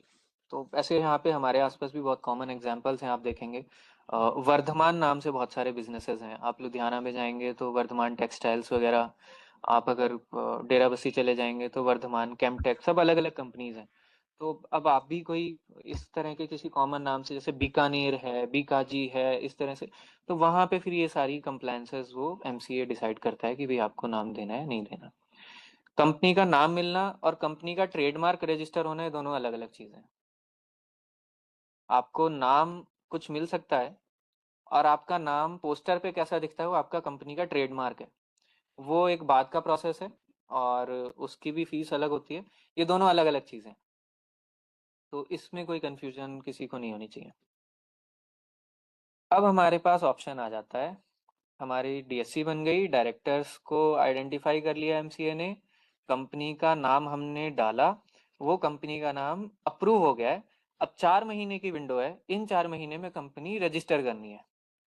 तो कंपनी क्योंकि लीगल एंटिटी है, उसके पास कागज कोई पहुंचेगा, उस कंपनी के पास किसी को जाना होगा तो उसके पास कोई एड्रेस होना चाहिए। ये वो कागज कहाँ भेजना है, एमसीए आपको कोई नोटिस भेजेगी, कहाँ पे भेजेगी? तो आपको एक रजिस्टर्ड ऑफिस एड्रेस की रिक्वायरमेंट होगी कंपनी को इनकॉर्पोरेट करने में। ये एक सेकंड स्टेप, फिफ्थ स्टेप में आ गए हम। देखिए सेकंड तरह की रिक्वायरमेंट आ गई, अब आपको एड्रेस ढूंढना पड़ेगा। एड्रेस आपका कौन कौन से नेचर का हो सकता है? मान लीजिए आप एक स्टार्टअप हैं, किसी यूनिवर्सिटी इकोसिस्टम में है, तो वहाँ का इंक्यूबेटर जो ऑफिस है, वो आपको कह सकता है कि ठीक है, आप हमारे यहाँ इंक्यूबेटेड हैं तो हम आपको अपना एड्रेस दे सकते हैं आपके ऑपरेशन कंपनी को रजिस्टर करने के लिए। आप किसी कमर्शियल स्पेस, कोई बिल्डिंग है डीएलएफ की, वहाँ पे कोई एक केबिन है, वो कमर्शियल स्पेस का अपना एड्रेस होगा, आप उसको एड्रेस एज एड्रेस यूज कर सकते हैं। आप कोई करस्पॉन्डेंस एड्रेस भी यूज कर सकते हैं, कि आप किसी स्पेसिफिक जगह पे अभी रह रहे हैं, बाद में आप उन चीज़ों को चेंज कर देंगे, तो आप करस्पॉन्डेंस के फॉर्म में भी, कि आपका बिजनेस कहीं और चल रहा है, आपका रजिस्टर्ड एड्रेस कुछ और होना चाहिए, तो आप वैसे भी कोई एड्रेस देख सकते हैं। और चौथा एक ऑप्शन हमारे पास होता है वर्चुअल एड्रेस का। तो कुछ कंपनीज ऐसी हैं जो आपको वर्चुअल स्पेस, मान लीजिए मेरा सॉफ्टवेयर का सारा काम है, मेरे को चाहिए ही नहीं ऑफिस, ऑफिस के लिए किसी से स्पेस देखने जाऊंगा तो हर मंथ मेरे को रेंट देना पड़ेगा, बाकी सारी चीजें हैं। तो कुछ वर्चुअली भी स्पेस मिल जाती हैं, जिनको कह देते हैं कोवर्किंग स्पेस, भी हमें मिल जाती हैं ऑनलाइन, बहुत सारी वेबसाइट्स मिल जाएंगी आपको। तो बहुत ही मिनिमम से एनुअल चार्जेस पे आपको एक वर्चुअल स्पेस दे देते हैं। तो और आपको वहाँ पे ईमेल एड्रेस वगैरह भी कुछ प्रोवाइड कर देते हैं।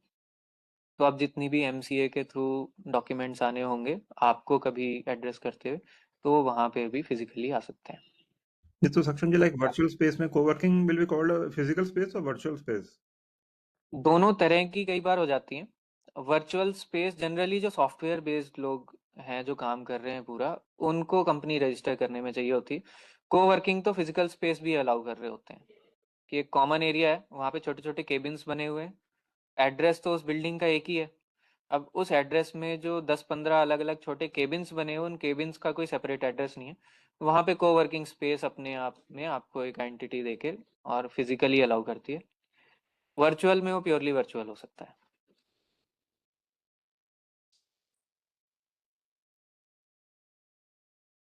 तो हम में से किसी ने कोई एड्रेस लेने की कोशिश करी है अभी तक? In case of virtual office, do we get any kind of certificate from the any yes, authority? हर कोई वर्चुअल एड्रेस प्रोवाइड नहीं कर सकता है, उनकी अपनी रजिस्टर्ड एंटिटी है एमसीए के पास में, तो Okay. उनको गवर्नमेंट लीगली आइडेंटिफाई करती है एंड देन वो आपको प्रोवाइड करते हैं। जैसे हर कोई आपको डीएससी नहीं बना के दे सकता, हर कोई आपको आधार कार्ड इशू नहीं कर सकता, वैसे ही वर्चुअल में भी उन लोगों ने अपनी रजिस्ट्रेशन इस फॉर्म में करी हुई है कि वो आपको वर्चुअल स्पेस ऑफर करते हैं। तो आगे उनके जो कंप्लायंसेस हैं फिर वो उससे डील करते हैं। So we can just pay some money to this virtual office. I mean, WeWork, जैसे company है, हम्म, and then we can apply through their address. Huh? I ji mean, we don't have to even go there even once sometime. ऐसा कुछ है? हाँ, ऐसा कुछ भी नहीं है। तो अभी सबसे बड़ा डाउट ये होता है, अभी आपने बिजनेस करना शुरू नहीं किया, आपको ये भी नहीं पता कि आपको कितनी बड़ी स्पेस चाहिए, कौन सी स्पेस चाहिए, कहाँ से लॉजिस्टिक्स आसान होंगे, कहाँ से आपका ऑफिस जाना आसान होगा। तो ये डिसीजन लिए बिना आप कंपनी इनकॉर्पोरेट नहीं कर पाएंगे। तो इन चीज़ों में फिर हेल्प आउट करने के लिए ये सारे ऑप्शंस होते हैं कि भाई इनकॉर्पोरेशन के लिए लीगल फॉर्मेलिटी अभी एड्रेस होना चाहिए। तो एड्रेस का किराए के बेस पे, स्पेस के बेसिस पे उसको ढूंढने निकलेंगे, तो उसका एक ऑप्शन मिल जाता है कि आप वर्चुअल एड्रेस ले लें कहीं। बट अगर आपने कोई आइडेंटिफाई किया हुआ है तो फिर आप एड्रेस ले लेने का लीगल क्या मतलब होता है, जो उस एड्रेस का ओनर है उसके पैन कार्ड वगैरह आप वो प्रोवाइड करता है, उसका जो नो ऑब्जेक्शन सर्टिफिकेट है कि आप उसकी जगह पे ये बिजनेस रन कर सकते हो, वो आपको रिक्वायर्ड होगा। उस स्पेस का, फिजिकल स्पेस का बिजली का बिल, पानी का बिल, जो भी यूटिलिटी एक्सपेंसेस हैं, लेटेस्ट 2 मंथ्स का बिल्स होना चाहिए। वो बिल्स ये इंश्योर कर देते हैं कि हाँ ये एग्जिस्ट करती है लीगली सही में जगह। फॉर इंस्टेंस यूनिवर्सिटी में अगर आपको स्पेस चाहिए होगी तो आपको एनओसी यूनिवर्सिटी का रजिस्ट्रार देगा, यूनिवर्सिटी के रजिस्ट्रार के नाम पे यूनिवर्सिटी का पैन नंबर होता है, तो केवाईसी में वो डॉक्यूमेंट्स आपके इन्वॉल्व होंगे। कई लोग पूछते हैं कि क्या अपने घर पे आप एड्रेस कर सकते हैं कंपनी? आपने किसी ने सुना है कि किसी के घर पे ही उसका ऑफिशियल एड्रेस है कंपनी का? Yes yes yes sir. हाँ, तो इसमें बहुत सारी चीज़ें मिसअंडरस्टूड कर लेते हैं लोग। आपको अगर घर में रजिस्टर करना है अपनी कंपनी को एड्रेस, तो फिर आप अगर घर के ओनर पेरेंट्स हैं तो आप उनके यहाँ एज अ किराएदार होंगे, और वो भी किराया जो ले रहे हैं या जो भी लीगल काम है उनको अपने घर की वो स्पेस दिखानी पड़ेगी कि उन्होंने कमर्शियली इसको उठाया हुआ है। जो बिल्डिंग की अभी तक रेजिडेंशियल आइडेंटिटी थी, अब उसमें उस रेजिडेंशियल आइडेंटिटी को उनको एडिट करना पड़ेगा कि वो एक स्पेस या कोई लीगल डॉक्यूमेंट या ड्राफ्ट वो देंगे कि ये स्पेस कमर्शियली वो किराए पे उठा रहे हैं। वो आपके उनके बीच में जो भी तय होता है। तो इन लीगैलिटीज को पूरा किए बिना एंड में आपकी कंपनी कंप्लायंस में फंस सकती है कि आपने अपने ही घर में कंपनी खोल ली। कंपनी एक अलग लीगल एंटिटी थी, वो कमर्शियल एंटिटी है, वो घर के किसी कमरे में अगर खुल रही है तो वहाँ पे आपको चीज़ों को एक बार कंप्लायंस को क्रॉस चेक करना पड़ेगा।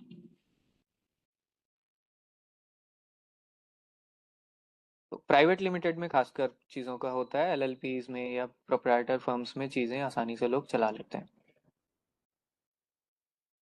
Any more doubts? Registered office? Sir ये जो रजिस्टर्ड ऑफिस है मान लीजिए पंजाब में, जी, और मेरा जो ऑपरेटिंग ऑफिस है वो हरियाणा में, तो मुझे दोनों जगह अलग अलग टैक्सेशन के नंबर लेने पड़ेंगे या एक ही टैक्स नंबर से हो जाएगा? टैक्सेशन नंबर किस के राउंड आप जीएसटी जीएसटी अगर मैं का? ले रहा हूँ मान लीजिए। हाँ।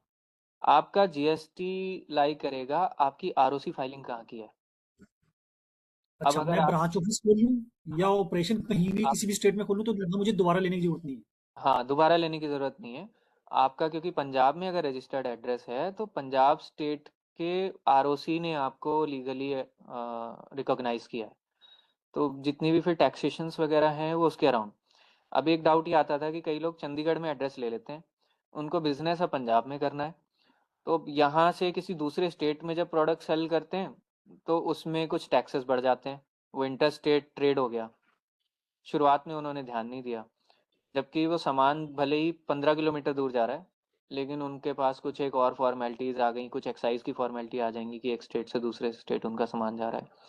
तो आपको अपने बिजनेस का अगर पहले से पता है कि किस तरह का होने वाला है, मेरे कस्टमर्स और सारी चीज़ें कहाँ हैं, तो इन चीज़ों को भी अपने सीए से पहले कंसल्ट करना है कि मैं रजिस्टर्ड एड्रेस यहाँ पे लूँगा, बिजनेस मेरा इस तरह से काम करने वाला है, तो मेरे लिए ऑप्शन ये ठीक है या नहीं है।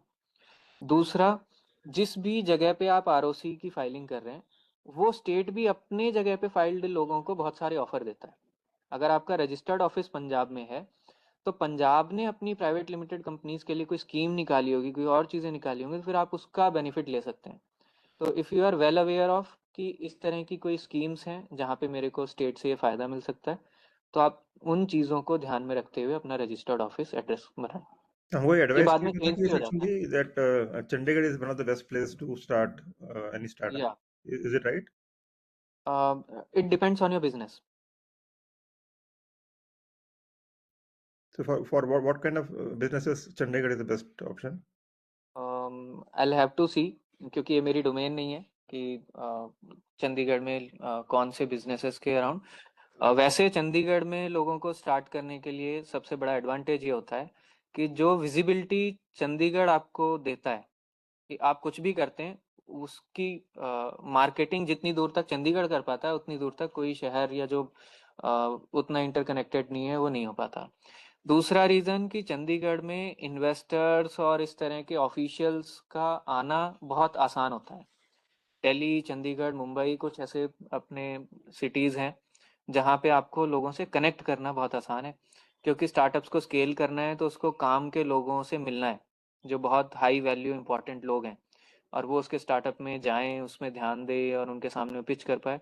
तो इन सभी रीजन से तो लोग प्रेफर करते हैं कि yes, if we are based in Chandigarh it is very easy to get connected with high value individuals, और इस तरह की चीज़ें थोड़ी आसान हो जाती हैं उनके लिए if they go for marketing and all, and not necessarily for startup. I think Bollywood में भी जो लोग जाते हैं चंडीगढ़ से, जिनकी शुरुआत होती है, उनको एक अलग सी विजिबिलिटी मिली जाती है। तो इंटरकनेक्टेडनेस और वो एक पहले से जो नेटवर्क बना हुआ है स्पेस का, उसके अराउंड ही चीज़ें चलती हैं। Sure, thank you. बाकी मैं एक बार, हाँ, मीटिंग के बाद एक बार मैं इसको भी कंसल्ट करके ज़रूर कंफर्म करता हूँ जो आपका क्वेश्चन था।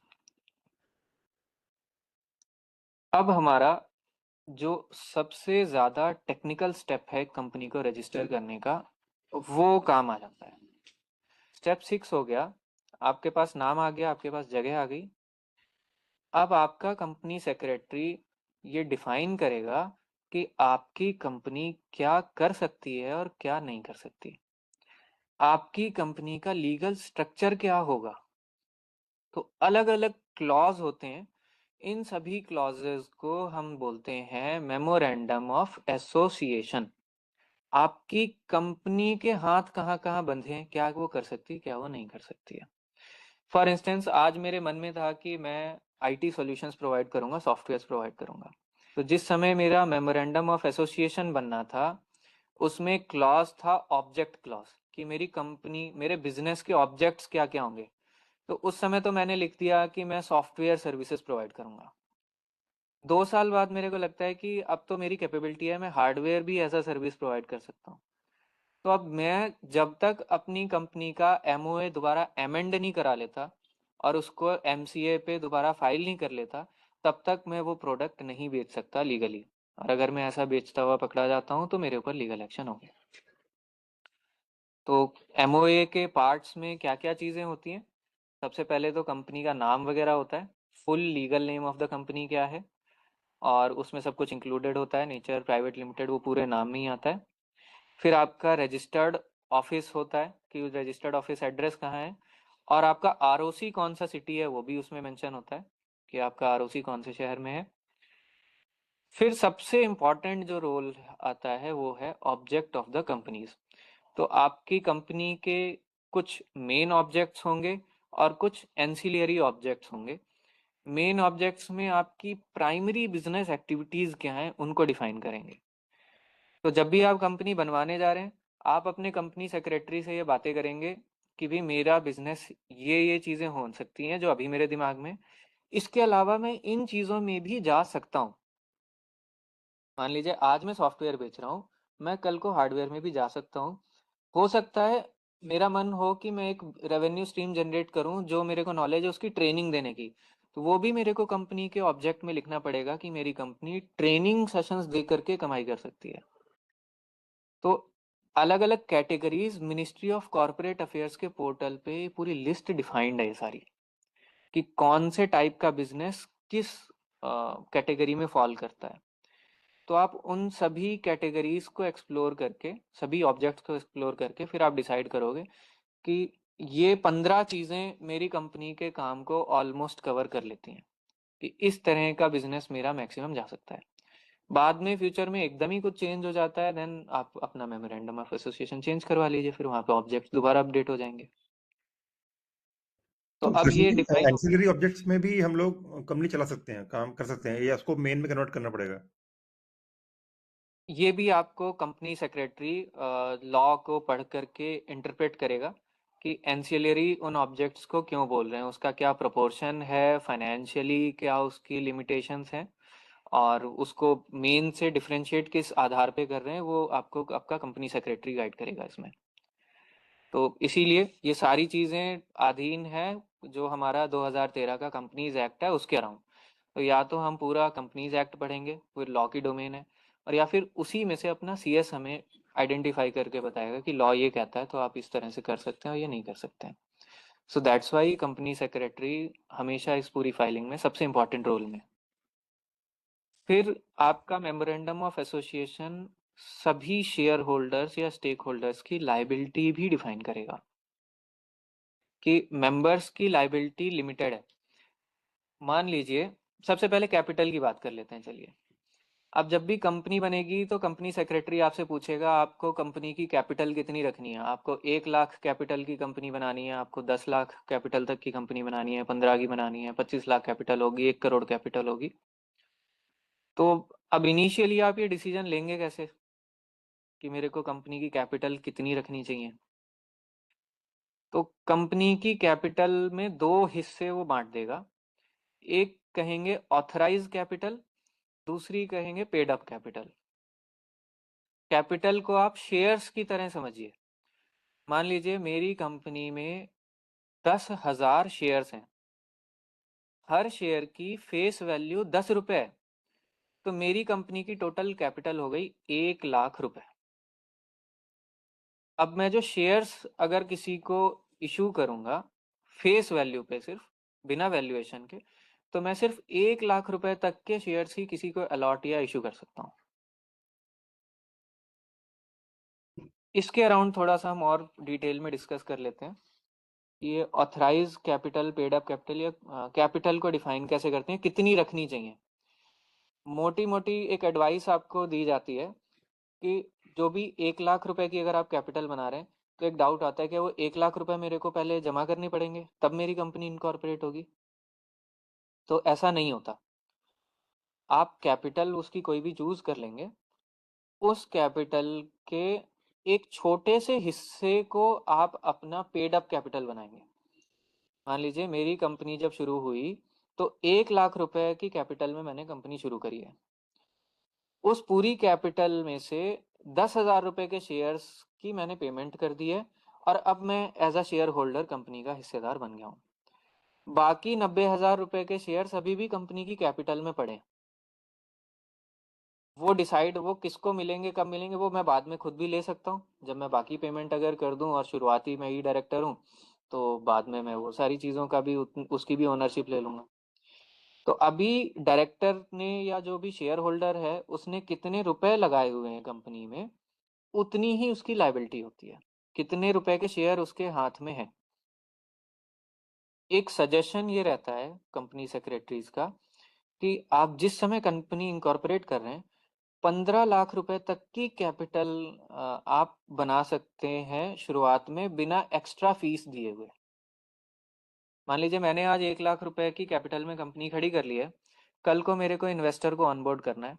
अब इन्वेस्टर कहता है भी इतनी छोटी कैपिटल में क्या इन्वेस्टमेंट करूं, यहाँ पे तो शेयर की वैल्यू नहीं बन रही, नंबर ऑफ शेयर्स बहुत कम है, प्रीमियम बहुत ज़्यादा हो जाएगा, तो यार आप अपना कैपिटल बढ़ाओ। मैं 7% या 10% अगर आपकी कंपनी में ले रहा हूँ, तो क्योंकि बहुत छोटी कैपिटल है, बहुत फ्यू नंबर ऑफ शेयर्स मेरे पास रहेंगे, तो आगे भी उनको ट्रांसफ़र और अलॉट करने में बहुत सारे इश्यूज आते हैं। तो वो कहेंगे कि आप अपनी कैपिटल को इंक्रीज़ करिए।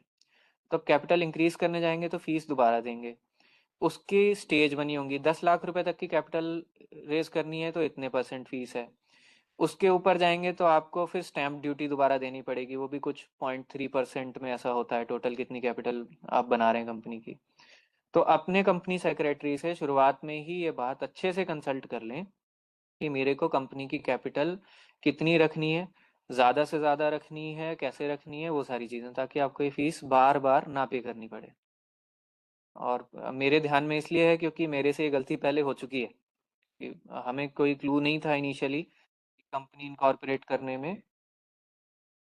Sachin ji, minimum possible maximum possible, like आपने कहा जैसे फॉर एग्जांपल 15 लाख में स्टार्ट कर सकते हैं, तो उसमें फिर हमको 1000 शेयर ही लेते हैं तो हमको उसकी मतलब उतना पेमेंट तो करना पड़ेगा, right? Our share will increase that payment.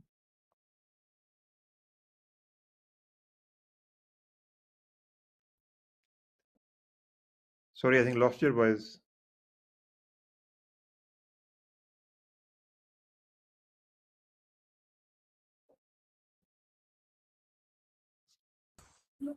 Sir आपकी स्लाइड्स बंद हो गई हैं और आवाज भी बंद हो गई है। Yes.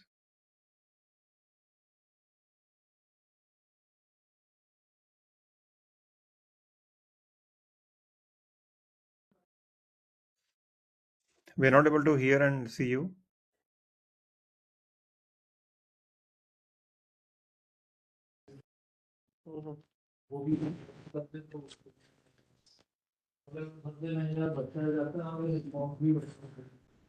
Just a moment. There's a power shutdown, so the presentation got disconnected. I'm connecting it. Give me 1 minute. Residence के लिए किचन दिखानी Hello. वो नीचे दिखा दो आप नीचे Hello. दिखा मैडम दो। और noted madam. Yeah, noted. Okay. Just a minute. हाँ, तो किचन नीचे है तो किचन के इस तरह से तो वो अपना अपना वो वैसे कह ही गया था। फिर मैं आपको वाली भी वो देखूंगा एकदम कि आप देख लेना कि जो बिल में जो लोड दिया हुआ है ना उससे उल्टा बिल आ रहे हैं। मतलब लोड अगर 5 का है तो बिल आ रहा है 2 के करीब का, 2 केवीए का। किसी में लोड है 2 का, बिल आ रहा है 4 का। तो बोलता है कि 2 3 का देखो लोड तो एक फर्क नहीं, वो फर्क देखिए ना किसी ठीक है। अच्छा, मैं ज़्यादा जैसे बिल है लोड है उनकी 2 का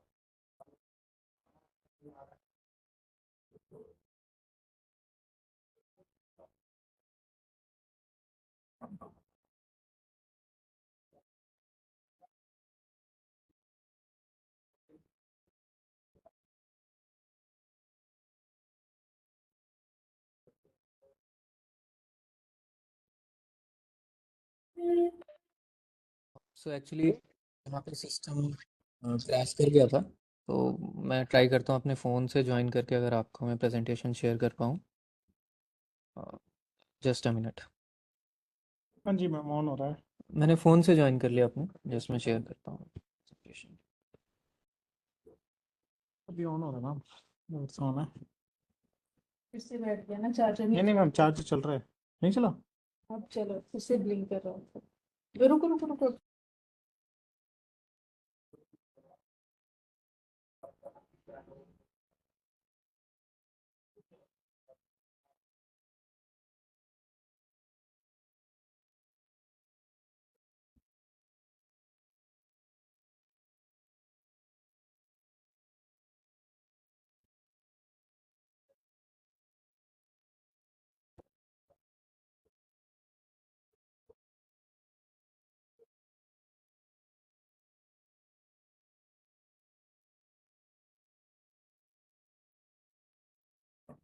वो तो आप करा देगा हमारे वाले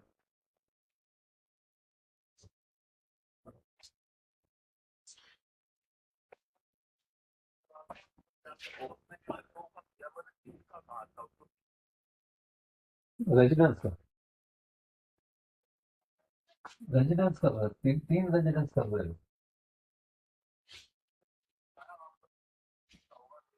2 का है, अरे 2 का है 2 उस पे,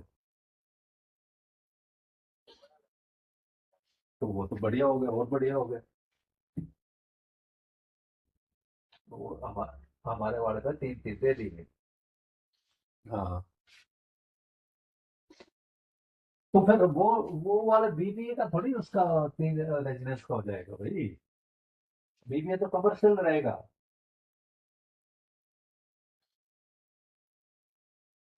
आई थिंक डॉक्टर सतबीर का म्यूट करना पड़ेगा। एक मिनट।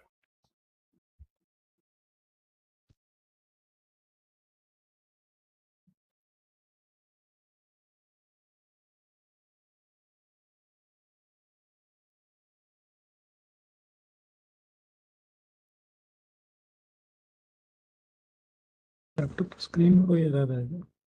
नहीं, इसको ना टाइम लगता है, अगर ये ऐसे शट डाउन ये चार्ज हो जाता है ना, फिर नहीं खुलता है इजीली। चलो प्राइवेट लिमिटेड कंपनी स्क्रीन खुली हुई है। ओके। तो यहाँ पे बहुत सारे क्लॉज हैं, खासकर ये कैपिटल कितनी रखनी है।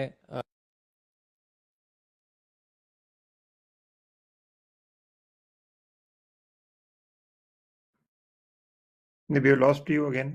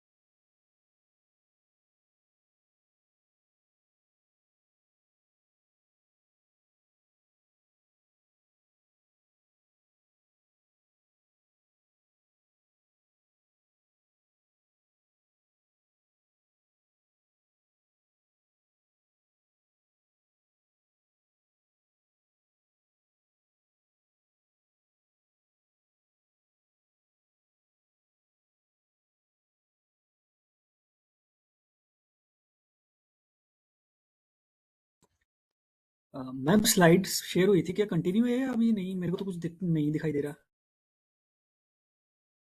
एक मिनट विक्रम सर, हम जरा टेक्निकल डिफिकल्टी को ओके दूर कर रहे हैं, एक मिनट। जस्ट कंफर्मेशन कर रहा था मैं। ठीक है, ओके।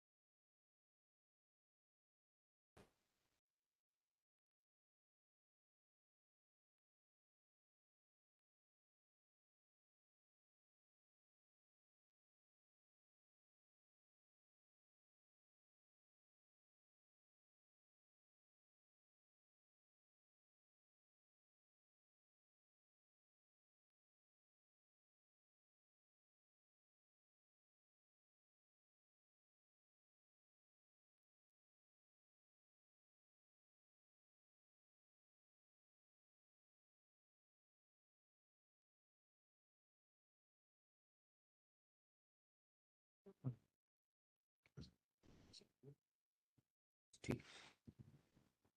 अभी प्रेजेंटेशन विजिबल है सबको? हम लोग स्टेप नंबर 6 पे यस सर। हैं, मेमोरेंडम ऑफ, या गुड।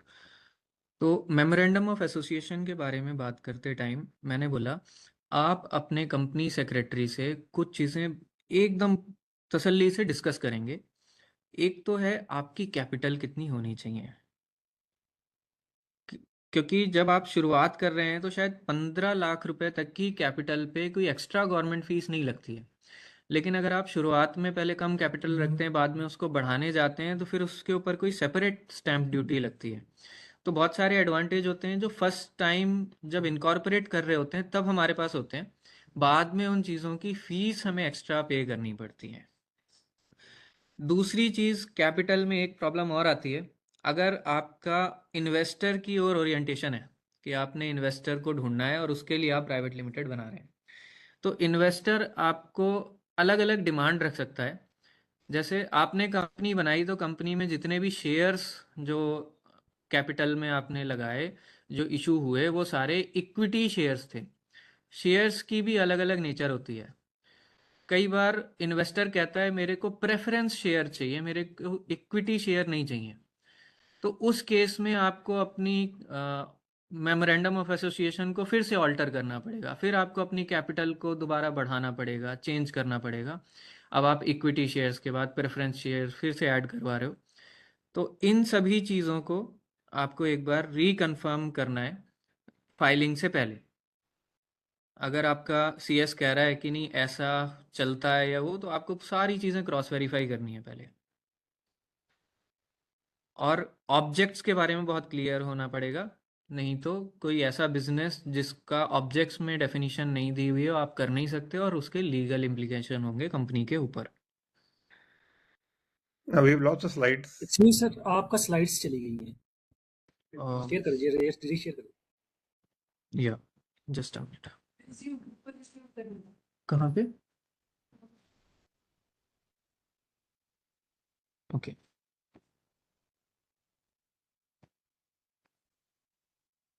अभी आ गई दोबारा? यस Yes, सर, आ गई। ठीक।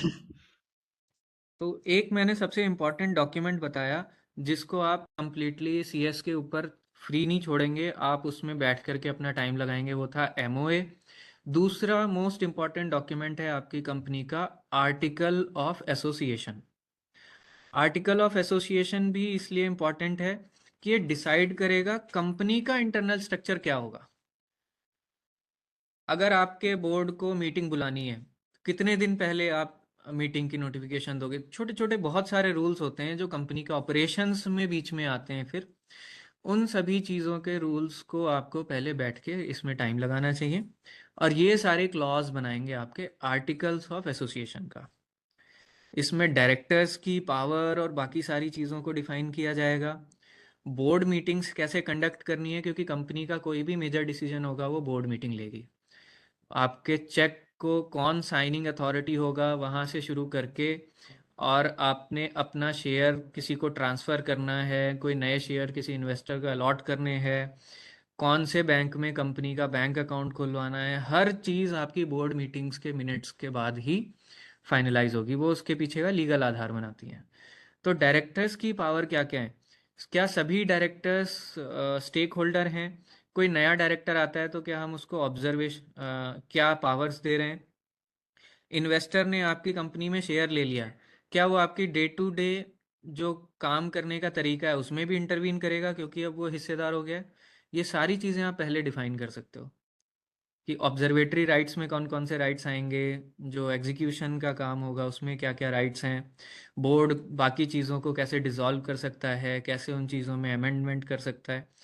तो ये सारी चीज़ें भी बहुत अच्छा टाइम लगा करके सीएस के साथ डिस्कस करके फिर इसको आगे बढ़ाएं। So, Sakshan ji, suppose now investor is insisting that he will also intervene, yeah, they will also intervene. तो ये फिर आपको एग्रीमेंट में आपके ऊपर होगा, आप उसको एग्री करते हो कि नहीं करते हो। तो दोबारा उसका एओ चेंज करना पड़ेगा उसके लिए? हाँ, वो इन्वेस्टर जब आपसे प्रिलिमिनरी बातचीत कर लेगा, फिर वो आपसे मांगेगा आप अपना एओए और एमओए भेजो मुझे, कि आपने तो बोल दिया कि इन्वेस्टर ये कर सकता है, लेकिन इन्वेस्टर को तो आपका आर्टिकल इजाज़त ही नहीं देता कि वो इंटरवीन कर ले। तो फिर वो अपने हिसाब से अपनी जो एग्रीमेंट है उसके हिसाब से आपका एओए अमेंड करवाएगा दोबारा। ओके, उसके बाद ही वो आपके पास ऑन बोर्ड होगा, क्योंकि उसको अधिकार आपके यही 2 डॉक्यूमेंट्स दे रहे हैं। अगर got it. उसको Thanks. प्रेफरेंस शेयर चाहिए, आपके एमओए में प्रेफरेंस शेयर है ही नहीं, तो वो आपको पैसे कैसे देगा? उसको शेयर नहीं मिलेंगे फिर। तो वो आपका अमेंड करवाएगा, उसको आपको कहेगा कैपिटल को दोबारा बढ़ाओ, इसमें प्रेफरेंस भी डालो, फिर मैं आऊँगा ऑन बोर्ड। जी। तो इन दोनों डॉक्यूमेंट्स को कंपनी का सबसे इम्पोर्टेंट डॉक्यूमेंट्स मान के, और सबसे ज़्यादा टाइम हमें इन चीज़ों की अंडरस्टैंडिंग में लगाना चाहिए। अदरवाइज़ कुछ गलतियां फिर शुरुआत की ऐसे होती हैं जिस समय हमें कुछ चीज़ें पता नहीं थी, और लॉन्ग टर्म हम उन चीज़ों को पे करते हैं। अब आपकी ये दोनों चीज़ें लीगली ड्राफ्ट करी हैं, ये आपके जो कंपनीज एक्ट है उससे बाहर नहीं जा सकती, तो इनकी ड्राफ्टिंग वो कंपनी सेक्रेटरी ही करेगा। जब वो इनकी ड्राफ्टिंग कर लेता है, आपसे शेयर कर लेता है, आप इसको वेरीफाई कर ले, तो फिर आप अपनी डीएससी वगैरह इसमें लगा के उसको ओके कर दोगे।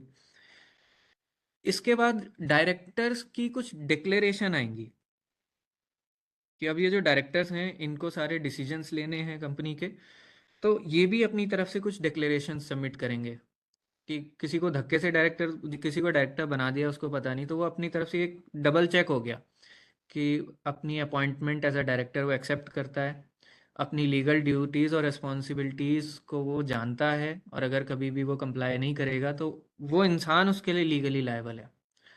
अब दो चीज़ें शुरुआत में हमने डिस्कस करी कि ये अलग लीगल आइडेंटिटी बन जाती थी और वहाँ पे बिजनेस और बंदा सेम आइडेंटिटी होती थी। तो अलग लीगल आइडेंटिटी होने के बाद भी जो उस कंपनी को रन कर रहे हैं वो लोग कोई रूल तोड़ते हैं तो उसके लिए वो लोग भी कोर्ट में जाएंगे, रिस्पॉन्सिबल होंगे।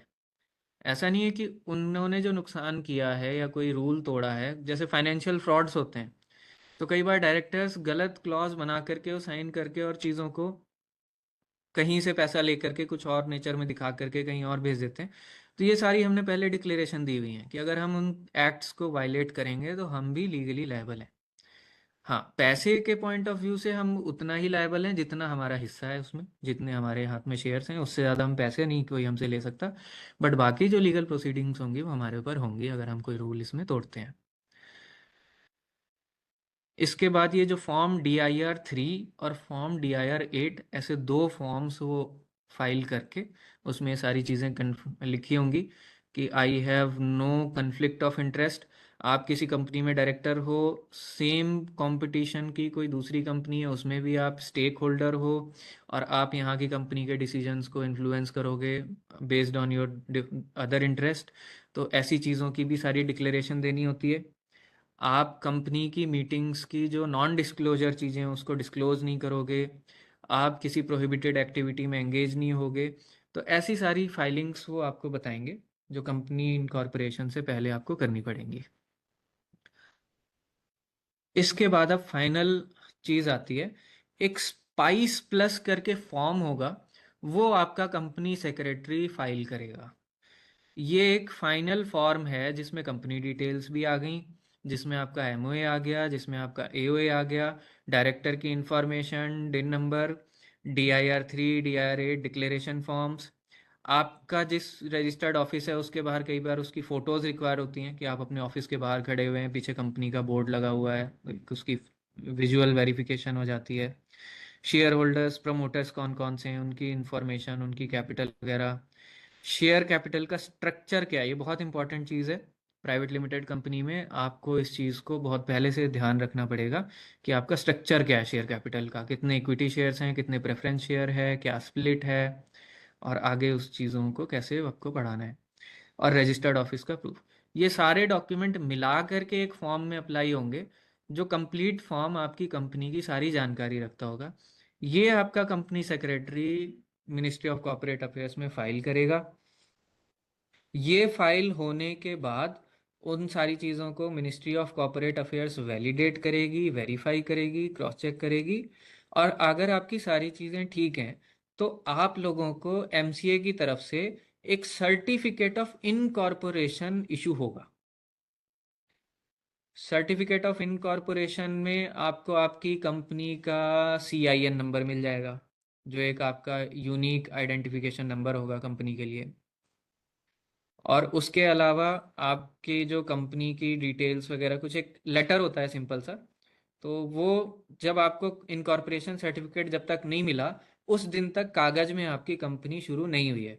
जिस दिन एमसीए ने आपको मेल किया है सर्टिफिकेट ऑफ इनकॉर्पोरेशन, उस दिन से आपका बिजनेस कमेंस हो सकता है अपनी तो उसमें कंपनी के नाम जीएसटी से। नंबर भी होता है शायद, आई थिंक। हाँ, जीएसटी नंबर वगैरह सब बात की चीज़ें हैं। आप बिना जीएसटी के अपनी कंपनी प्राइवेट लिमिटेड शुरू कर देंगे। मान लीजिए आपका कहना है कि हर महीने अभी मेरी सेल तो है नहीं कुछ, 6 महीने तो मेरे डेवलपमेंट में सिर्फ खर्चे खर्चे हैं, तो मैं ऐसा करता हूँ कि 25 लाख की सेल जब होगी, उसके उतने रेवेन्यू के बाद में जीएसटी अप्लाई करूंगा। तो आप उतने टाइम तक जीएसटी अवॉइड कर सकते हैं, क्योंकि फिर हर महीने की फाइलिंग और जो सीए के खर्चे होंगे उनसे आप बच सकते हैं। तो जीएसटी फाइल करना कंपलशन नहीं है, बिना जीएसटी के भी प्राइवेट लिमिटेड कंपनी आपकी बन जाएगी। सर क्या तो ऐसा जिस होता दिन, जी जी है प्लीज, इस आप बोल रहे हैं कुछ?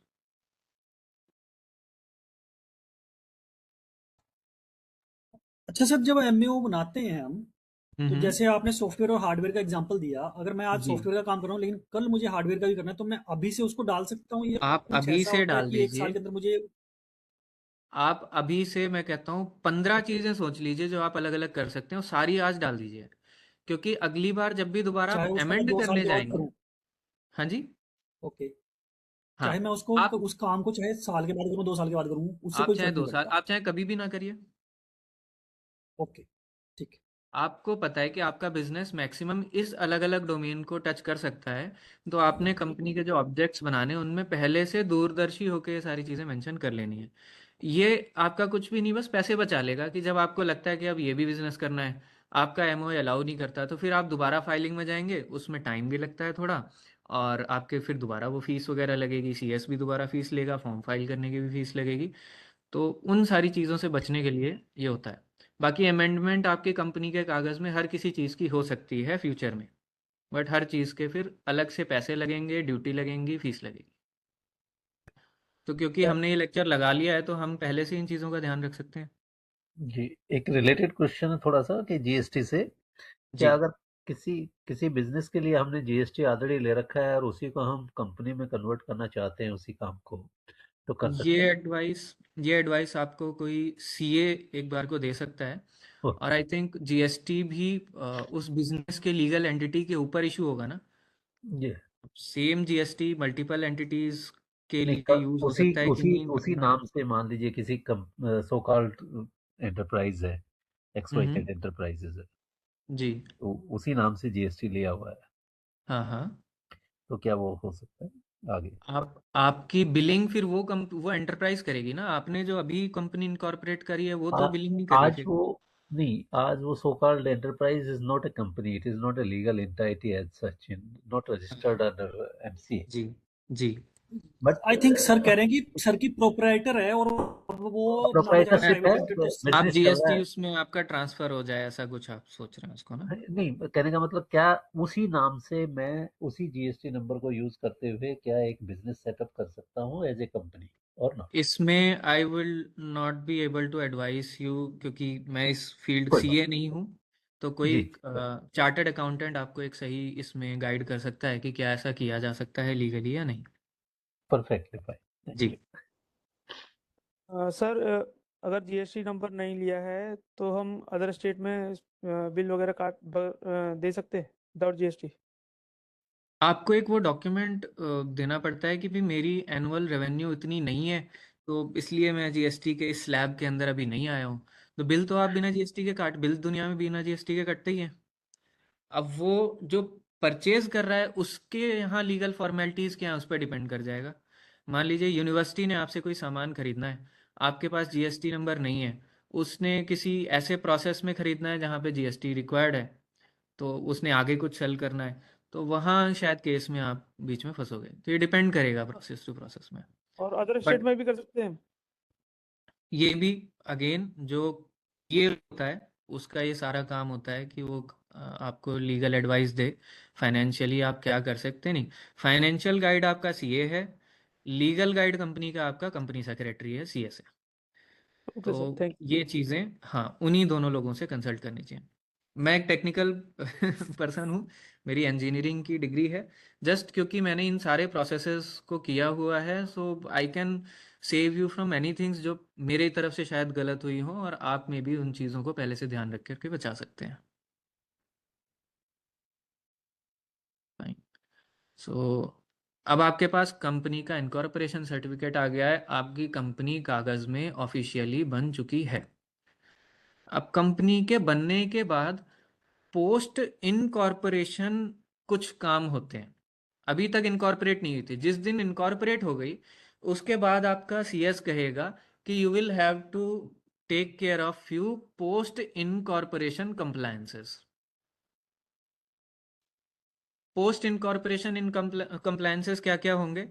जिस दिन आपकी कंपनी बन गई है आपको उससे वो टाइम बता देगा कि 3 महीने के अंदर अंदर कंपनी का कोई करंट अकाउंट खुलना चाहिए, तो वो चीज़ें आपको करनी पड़ेंगी। आपकी 6 महीने के अंदर अंदर ये पर्टिकुलर फॉर्म फाइल होना चाहिए, तो फिर वो आपको फॉर्म फाइल करना पड़ेगा।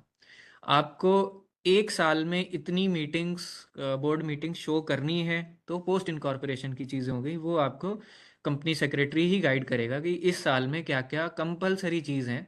अगर आप वो नहीं करते हैं तो आपको पेनल्टी लग सकती है आगे के केस में। तो हर चीज़ का फाइन है, और ऐसा नहीं होता कि 3 महीने में नहीं किया तो आप कभी कर नहीं पाएंगे, फिर बैंक अकाउंट नहीं खोल पाएंगे। जस्ट ये होगा उस टाइम के बाद जाएंगे तो कुछ एक फाइन या पेनल्टी वाली फीस एक्स्ट्रा उसमें ऐड हो जाएगी। तो इसके बाद जनरली कंपनी में और पैन नंबर अपना ले लेते हैं। कंपनी का टैन नंबर भी आपको फिर मिनिस्ट्री ऑफ कॉरपोरेट अफेयर्स की वेबसाइट पे मिल जाता है। TAN भी होगा आपकी कंपनी का, पैन होगा। फिर कंपनी की GST रजिस्ट्रेशन, डिपेंडिंग कि आपका रेवेन्यू का स्केल कितना है, आपको कितनी रिक्वायरमेंट है, उसके हिसाब से आप करवा सकते हैं। रिकमेंडेड ये होता है कि अगर आपकी पॉकेट अलाउ करती है तो आप GST भी शुरुआत में ले लें, ताकि आपको जो आगे DPIIT रजिस्ट्रेशन और स्टार्टअप इंडिया रजिस्ट्रेशन है उसमें फिर उसकी कंपलसरी रिक्वायरमेंट आती है। अब ऑनगोइंग कंप्लायंस और इंटरनल कंप्लायंस दोनों आपको कंपनी सेक्रेटरी बताएगा। अब आपने जो प्रोडक्ट जिस पे काम कर रहे थे उसका पेटेंट वगैरह फाइल करना है, पेटेंट कंपनी फाइल करेगी कि ये जो इंटेलेक्चुअल प्रॉपर्टी है कंपनी के नाम पे होनी चाहिए, ऐसा कुछ अगर करना है तो। अब क्योंकि कंपनी इनकॉर्पोरेट हो चुकी है तो वो कंपनी उसको पेटेंट को फाइल कर लेगी। जो कंपनी ने पेटेंट फाइल कर लिया, फिर ग्रांट्स और स्कीम्स के लिए वो कंपनी आगे जाना चाहती है, उसके कुछ रूल्स एंड रेगुलेशंस होते हैं कि अगर आपने इन्वेस्टमेंट नहीं लिया है तो आप इन चीज़ों के लिए एलिजिबल हैं, आपने इन्वेस्टमेंट ले ली है तो आप इन चीज़ों के लिए एलिजिबल हैं। तो ये सारे ऑप्शन फिर एक्सप्लोर करने वाले हैं तो इसमें। सर ये जी, DPIIT and startup India registration अलग अलग है और कितना जरूरी है? मैं बताता हूँ। DPIIT और स्टार्टअप इंडिया रजिस्ट्रेशन, DPIIT आप रजिस्टर करने के बाद फिर आप स्टार्टअप इंडिया रजिस्ट्रेशन में जाएंगे। इनको करने के कुछ फ़ायदे हैं। सबसे पहले कि आपका एक 80 AIC करके वो फॉर्म होता है, आपको किसी भी स्टार्टअप को 3 साल की भारत सरकार टैक्स रिबेट दे सकती है। मान लीजिए आपने आज कंपनी शुरू करी, 1 साल बाद आपने उसमें रेवेन्यू क्रिएट करना शुरू किया, तो ईयर 2 में आपका रेवेन्यू हो गया 70 लाख रुपए, ईयर 3 में 5 करोड़, ईयर 10 में 10 करोड़। तो आप कोई भी 3 साल फ्लेक्सिबल चुन सकते हैं अपनी स्टार्टअप को टैक्स की रिबेट दिलवाने के लिए या टैक्स से बचने के लिए। तो वहाँ पे वेव ऑफ हो जाएगा, लेकिन उसके लिए फिर ये DPIIT और स्टार्टअप इंडिया रजिस्ट्रेशन ज़रूरी है। दूसरा, जिस दिन आपने कंपनी इनकॉर्पोरेट कर ली उससे 2 साल के अंदर अंदर आप कुछ सीड ग्रांट्स ले सकते हैं भारत सरकार से। जैसे MSME कोई सीड ग्रांट देती है, DST आपको सीड ग्रांट देती है, कुछ स्टेट्स की बॉडीज़ हैं वो आपको फंडिंग देती हैं, 20 लाख से 50 लाख रुपए तक की वो फंडिंग होती है। तो वो एलिजिबिलिटी भी तभी होती है जब आप DPIIT और स्टार्टअप इंडिया रजिस्ट्रेशन करवा लेते हैं अपनी। तो बहुत सारे जो फ़ायदे हैं आपको भारत सरकार दे रही है, वो लेने के लिए एलिजिबिलिटी क्राइटेरिया में DPIIT और स्टार्टअप इंडिया लेकिन इसमें रजिस्ट्रेशन। क्या क्या अलग फॉर्मेलिटीज होती हैं इसके लिए? मतलब आपने पूरी कंपनी रजिस्टर कर ली, इसके लिए एडिशनल हाँ, बहुत और फॉर्मेलिटीज होती हैं या we can do very simply? नहीं, वो CSE अप्लाई कर देता है। मैं भी इस समय इन प्रोसेस हूँ DPIIT रजिस्ट्रेशन और स्टार्टअप इंडिया रजिस्ट्रेशन के लिए। तो जस्ट क्योंकि कंपनी सेक्रेटरी ने उसको एडवाइस किया कि आपको इतनी ग्रांट्स इस MSME के थ्रू मिल सकती हैं, तो इसलिए फिर हमने उसको इनिशिएट किया। उसकी कोई टाइम ऐसा नहीं होता, लेकिन ये है कि कुछ स्कीम आपकी इनकॉर्पोरेशन के 2 साल बाद वैलिड नहीं रहेंगी। जो सरकार आज आपको फ़ायदा दे सकती है वो 2 साल बाद वो आपके लिए बंद हो जाएंगी। तो वो सारी चीज़ें किसी ऐसे इंसान से कंसल्ट करनी चाहिए जो स्टार्टअप्स के अराउंड ही डील करता है। कंपनी सेक्रेटरीज तो कंपनी के पोर्टफोलियोज भी मैनेज करते हैं। जो स्पेसिफिक लोग सिर्फ स्टार्टअप्स और इन्वेस्टर एंजल नेटवर्क्स के अराउंड डील करते हैं, आपको उनसे ये बात कंसल्ट करके और फिर देखना चाहिए कि क्या क्या एडवांटेज सरकार से आप ले सकते हैं इन डोमेन्स में। पर उन लोगों को वो कैसे एड्रेस मिलेंगे हमको, लाइक? टेक के पास बहुत सारे कनेक्ट्स हैं ऐसे, जो क्रिएटिव और स्टार्टअप आपका इवेंट चलेगा उसमें जब इन्वेस्टर समिट होंगे ओके। तो आपके पास ऐसे ही लोगों से कनेक्ट करवाया जाएगा आपको, जो एंजल नेटवर्क्स हैं। वो लोग इसी डोमेन में काम करते हैं, उनको पता है स्टार्टअप को शुरुआत में कहाँ कहाँ से पैसे दिलवाए जा सकते हैं, कौन सी ग्रांट मिल सकती है, कौन से डिबेंचर्स हैं, कौन से लोन्स हैं, बिना कोलैटरल के लोन्स हैं, बिना इंटरेस्ट के लोन्स हैं। बहुत सारी स्कीम्स हैं गवर्नमेंट की, वो आपको इसके थ्रू टेक के इवेंट के थ्रू आपको पता चलेंगी ऑलराइट। और फिर आप उसको ऑप्ट करेंगे जी।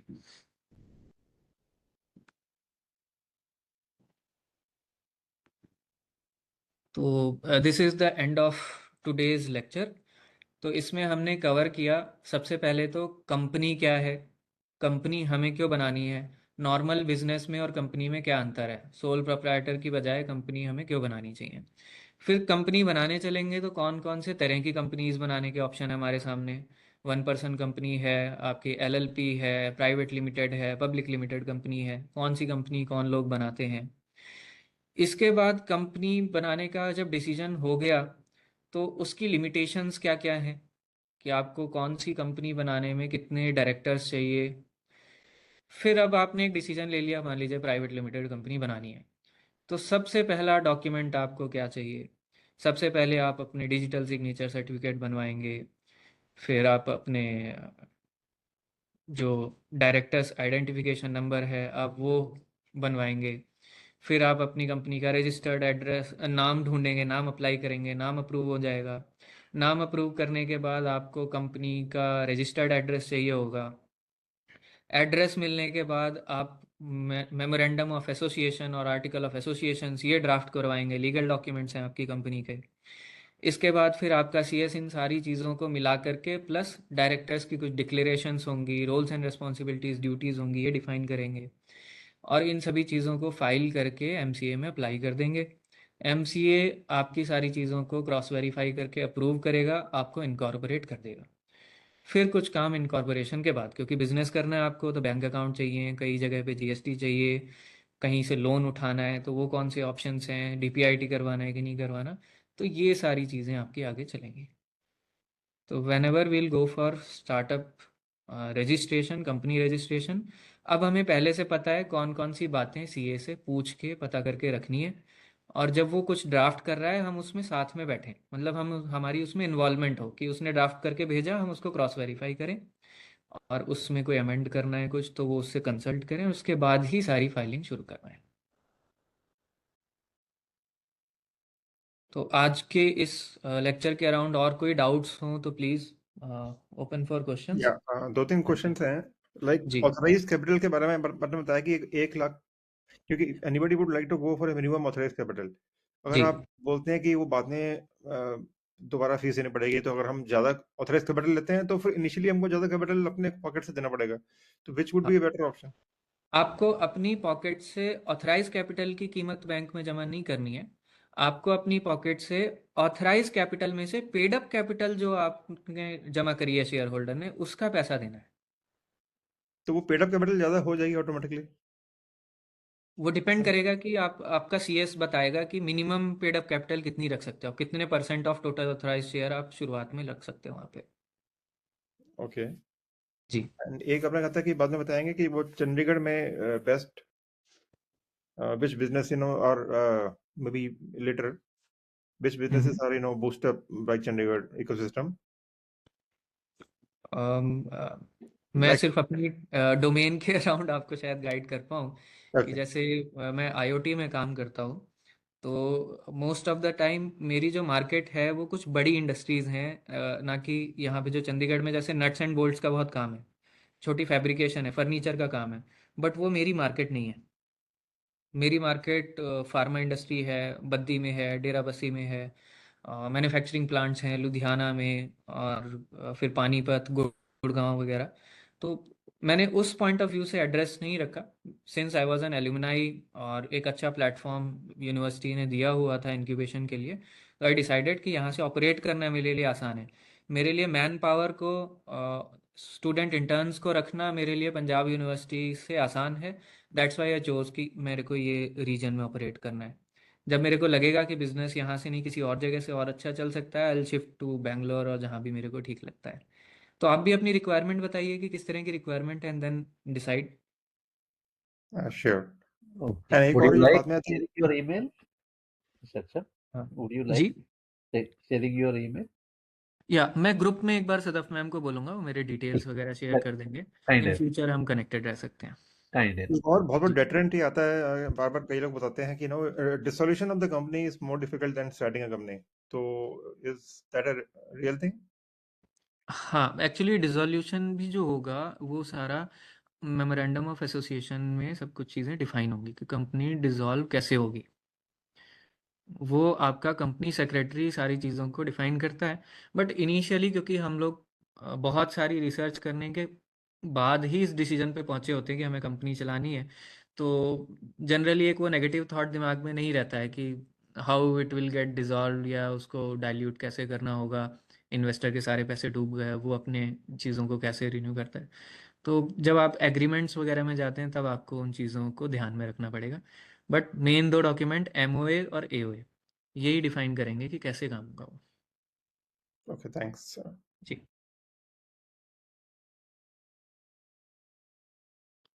So that's all. और कोई Thank you question? very much. बहुत बहुत शुक्रिया. Thank you. जी, सो आई होप थोड़ा बहुत जो भी मेरे को बहुत पता था थोड़ा मैं एक बहुत बार नहीं, बता बहुत पाया कुछ. आपको। दो और ये बाकी इन बड़े केस मेरे rudimentary को भी पॉइंट थे, बड़े बेसिक कुछ वो थे पॉइंट, बट जी हम लोग जो है ना दूसरी चीजें काफी जोर शोर से सोचते रहते हैं, करते रहते हैं, बट जी इस पे ध्यान नहीं देते. नाउ डेफिनेटली सीए और सीएस को अच्छी तरह से टेक ऑन कर सकते हैं. Thank so you. मेरा भी अभी तक यही रिव्यू है कि जिस चीज़ के हम लोग एक्सपर्ट नहीं हैं उसमें हमेशा कंपनी चलाते हुए एक्सपर्ट एडवाइस ले लें। जहाँ पे सीए ने गाइड करना है हम ज़रूर उससे कंसल्ट करें, जहाँ सीएस ने, भले ही थोड़े से पैसे लगेंगे बट वो फ्यूचर के लिए हमारी बहुत सारी चीज़ों को सेफ गार्ड कर लेगा। अदरवाइज जो ऑपरेशन रन कर रहा है वो लीगली बाद में जब फंसता है तो उसका ऑपरेशन भी हाथ से जाता है और वो कंपनी भी फिर मैनेज करना मुश्किल होता है उसके लिए। जी सर बहुत अच्छा नॉलेज शेयर किया आपने। प्रैक्टिकल और जो है प्रैक्टिकल पार्ट जो बहुत इंपॉर्टेंट पार्ट है, कहने को छोटा है पर बहुत अच्छे से आपने एक्सप्लेन कर दिया। रियली मैं आपकी तारीफ करता हूँ। बस सर मैंने ये सारा एक मेरे सामने से गुजर चुका है, बस मैंने वही बात एक पीपीटी साथ में चला दी है, तो वो जो मैंने झेल लिया है वो मैंने आपके सामने रख दिया। वही मैं ये चीज कह रहा हूँ, ये बहुत वैल्यूएबल है कि आपने अपना एक्सपीरियंस दे दिया हमें। हमें ऑलरेडी एक्सपीरियंस हो गया। जी, बस ये मेरे बहुत को बड़ी भी बात टेक में है। ऐसे ही एक होता गाइडेंस है मिलती रही। ओके मेरी इंक्यूबेशन भी टेक्नोलॉजी एनेबलिंग सेंटर ने ही करवाई, और इससे पहले जो क्रिएटिव स्टार्टअप प्रोग्राम्स चले उसके थ्रू ही मैं यहाँ पे चीज़ों में एक्टिवली इन्वॉल्व हुआ। तो ये बहुत अच्छा टेक का इनिशिएटिव है और मैं भी इसका बेनिफिशियरी हूँ। मैं चाहता हूँ आप लोग भी सारे सेशंस वगैरह से इसके बेनिफिशियरी बने। और बाकी मेरे कॉन्टैक्ट डिटेल्स मैम शेयर कर देंगे, तो इन केस और भी किसी चीज़ के लिए हमें कंसल्ट करना है, मेरे को आप लोगों की भी कई चीज़ों में गाइडेंस चाहिए होगी, so will keep in touch. Sure sir, thank thank you you. Very much. जी जी अगर कभी थैंक्स अ लॉट। किसी को भी इंडिपेंडेंट डायरेक्टर की जरूरत हो तो I am available. My services are available as independent director. I am great retired government officials from Ministry of Defense with almost 40 years of corporate governance and compliance is my key areas. Okay If any none of yours wish to contact, can. Sure Thank you. Sure जी Thank hello thank you thanks a lot जी thank you Saksham ji, thank you lot. Hello Saksham. जी hello Saksham, hi, this is doctor Rohit Kumar Sharma from chemistry department. हाँ hi sir, कैसे हो? बहुत अच्छा sir. बहुत अच्छी तरह प्रेजेंट किया यार। हमें ना तुमसे एक बार बैठना भी, हम पहले हम कर रहे हैं, मेरे स्टूडेंट भी है जो इस ऑलरेडी ऑन मतलब इन पर्सन अवेलेबल है वहाँ पे। ओके, तो एक केमिस्ट्री बार डिपार्टमेंट में? नहीं, अभी तो वहाँ पे गया हुआ है, ये जहाँ पे गुरु तेग बहादुर सेंटर में ही हो रहा है, अच्छा वही है ना? ठीक है, हाँ मेरे हाँ सामने ही तो बैठे हैं जी। हाँ, पंकज है उसका नाम। तो एक बार वो भी डिस्कस करेगा। हमें एक बार बैठना पड़ेगा, थोड़ा सा मेरे को समझ नहीं है कुछ और बातें, तो okay I will take your time and we can have a discussion. Sure sure whenever sir, आप मुझे व्हाट्सएप में मैसेज कर देंगे, आई विल बी ठीक अवेलेबल। ठीक है, थैंक जी यू, इट वाज जी very nice thank presentation. You thanks a lot sir ji.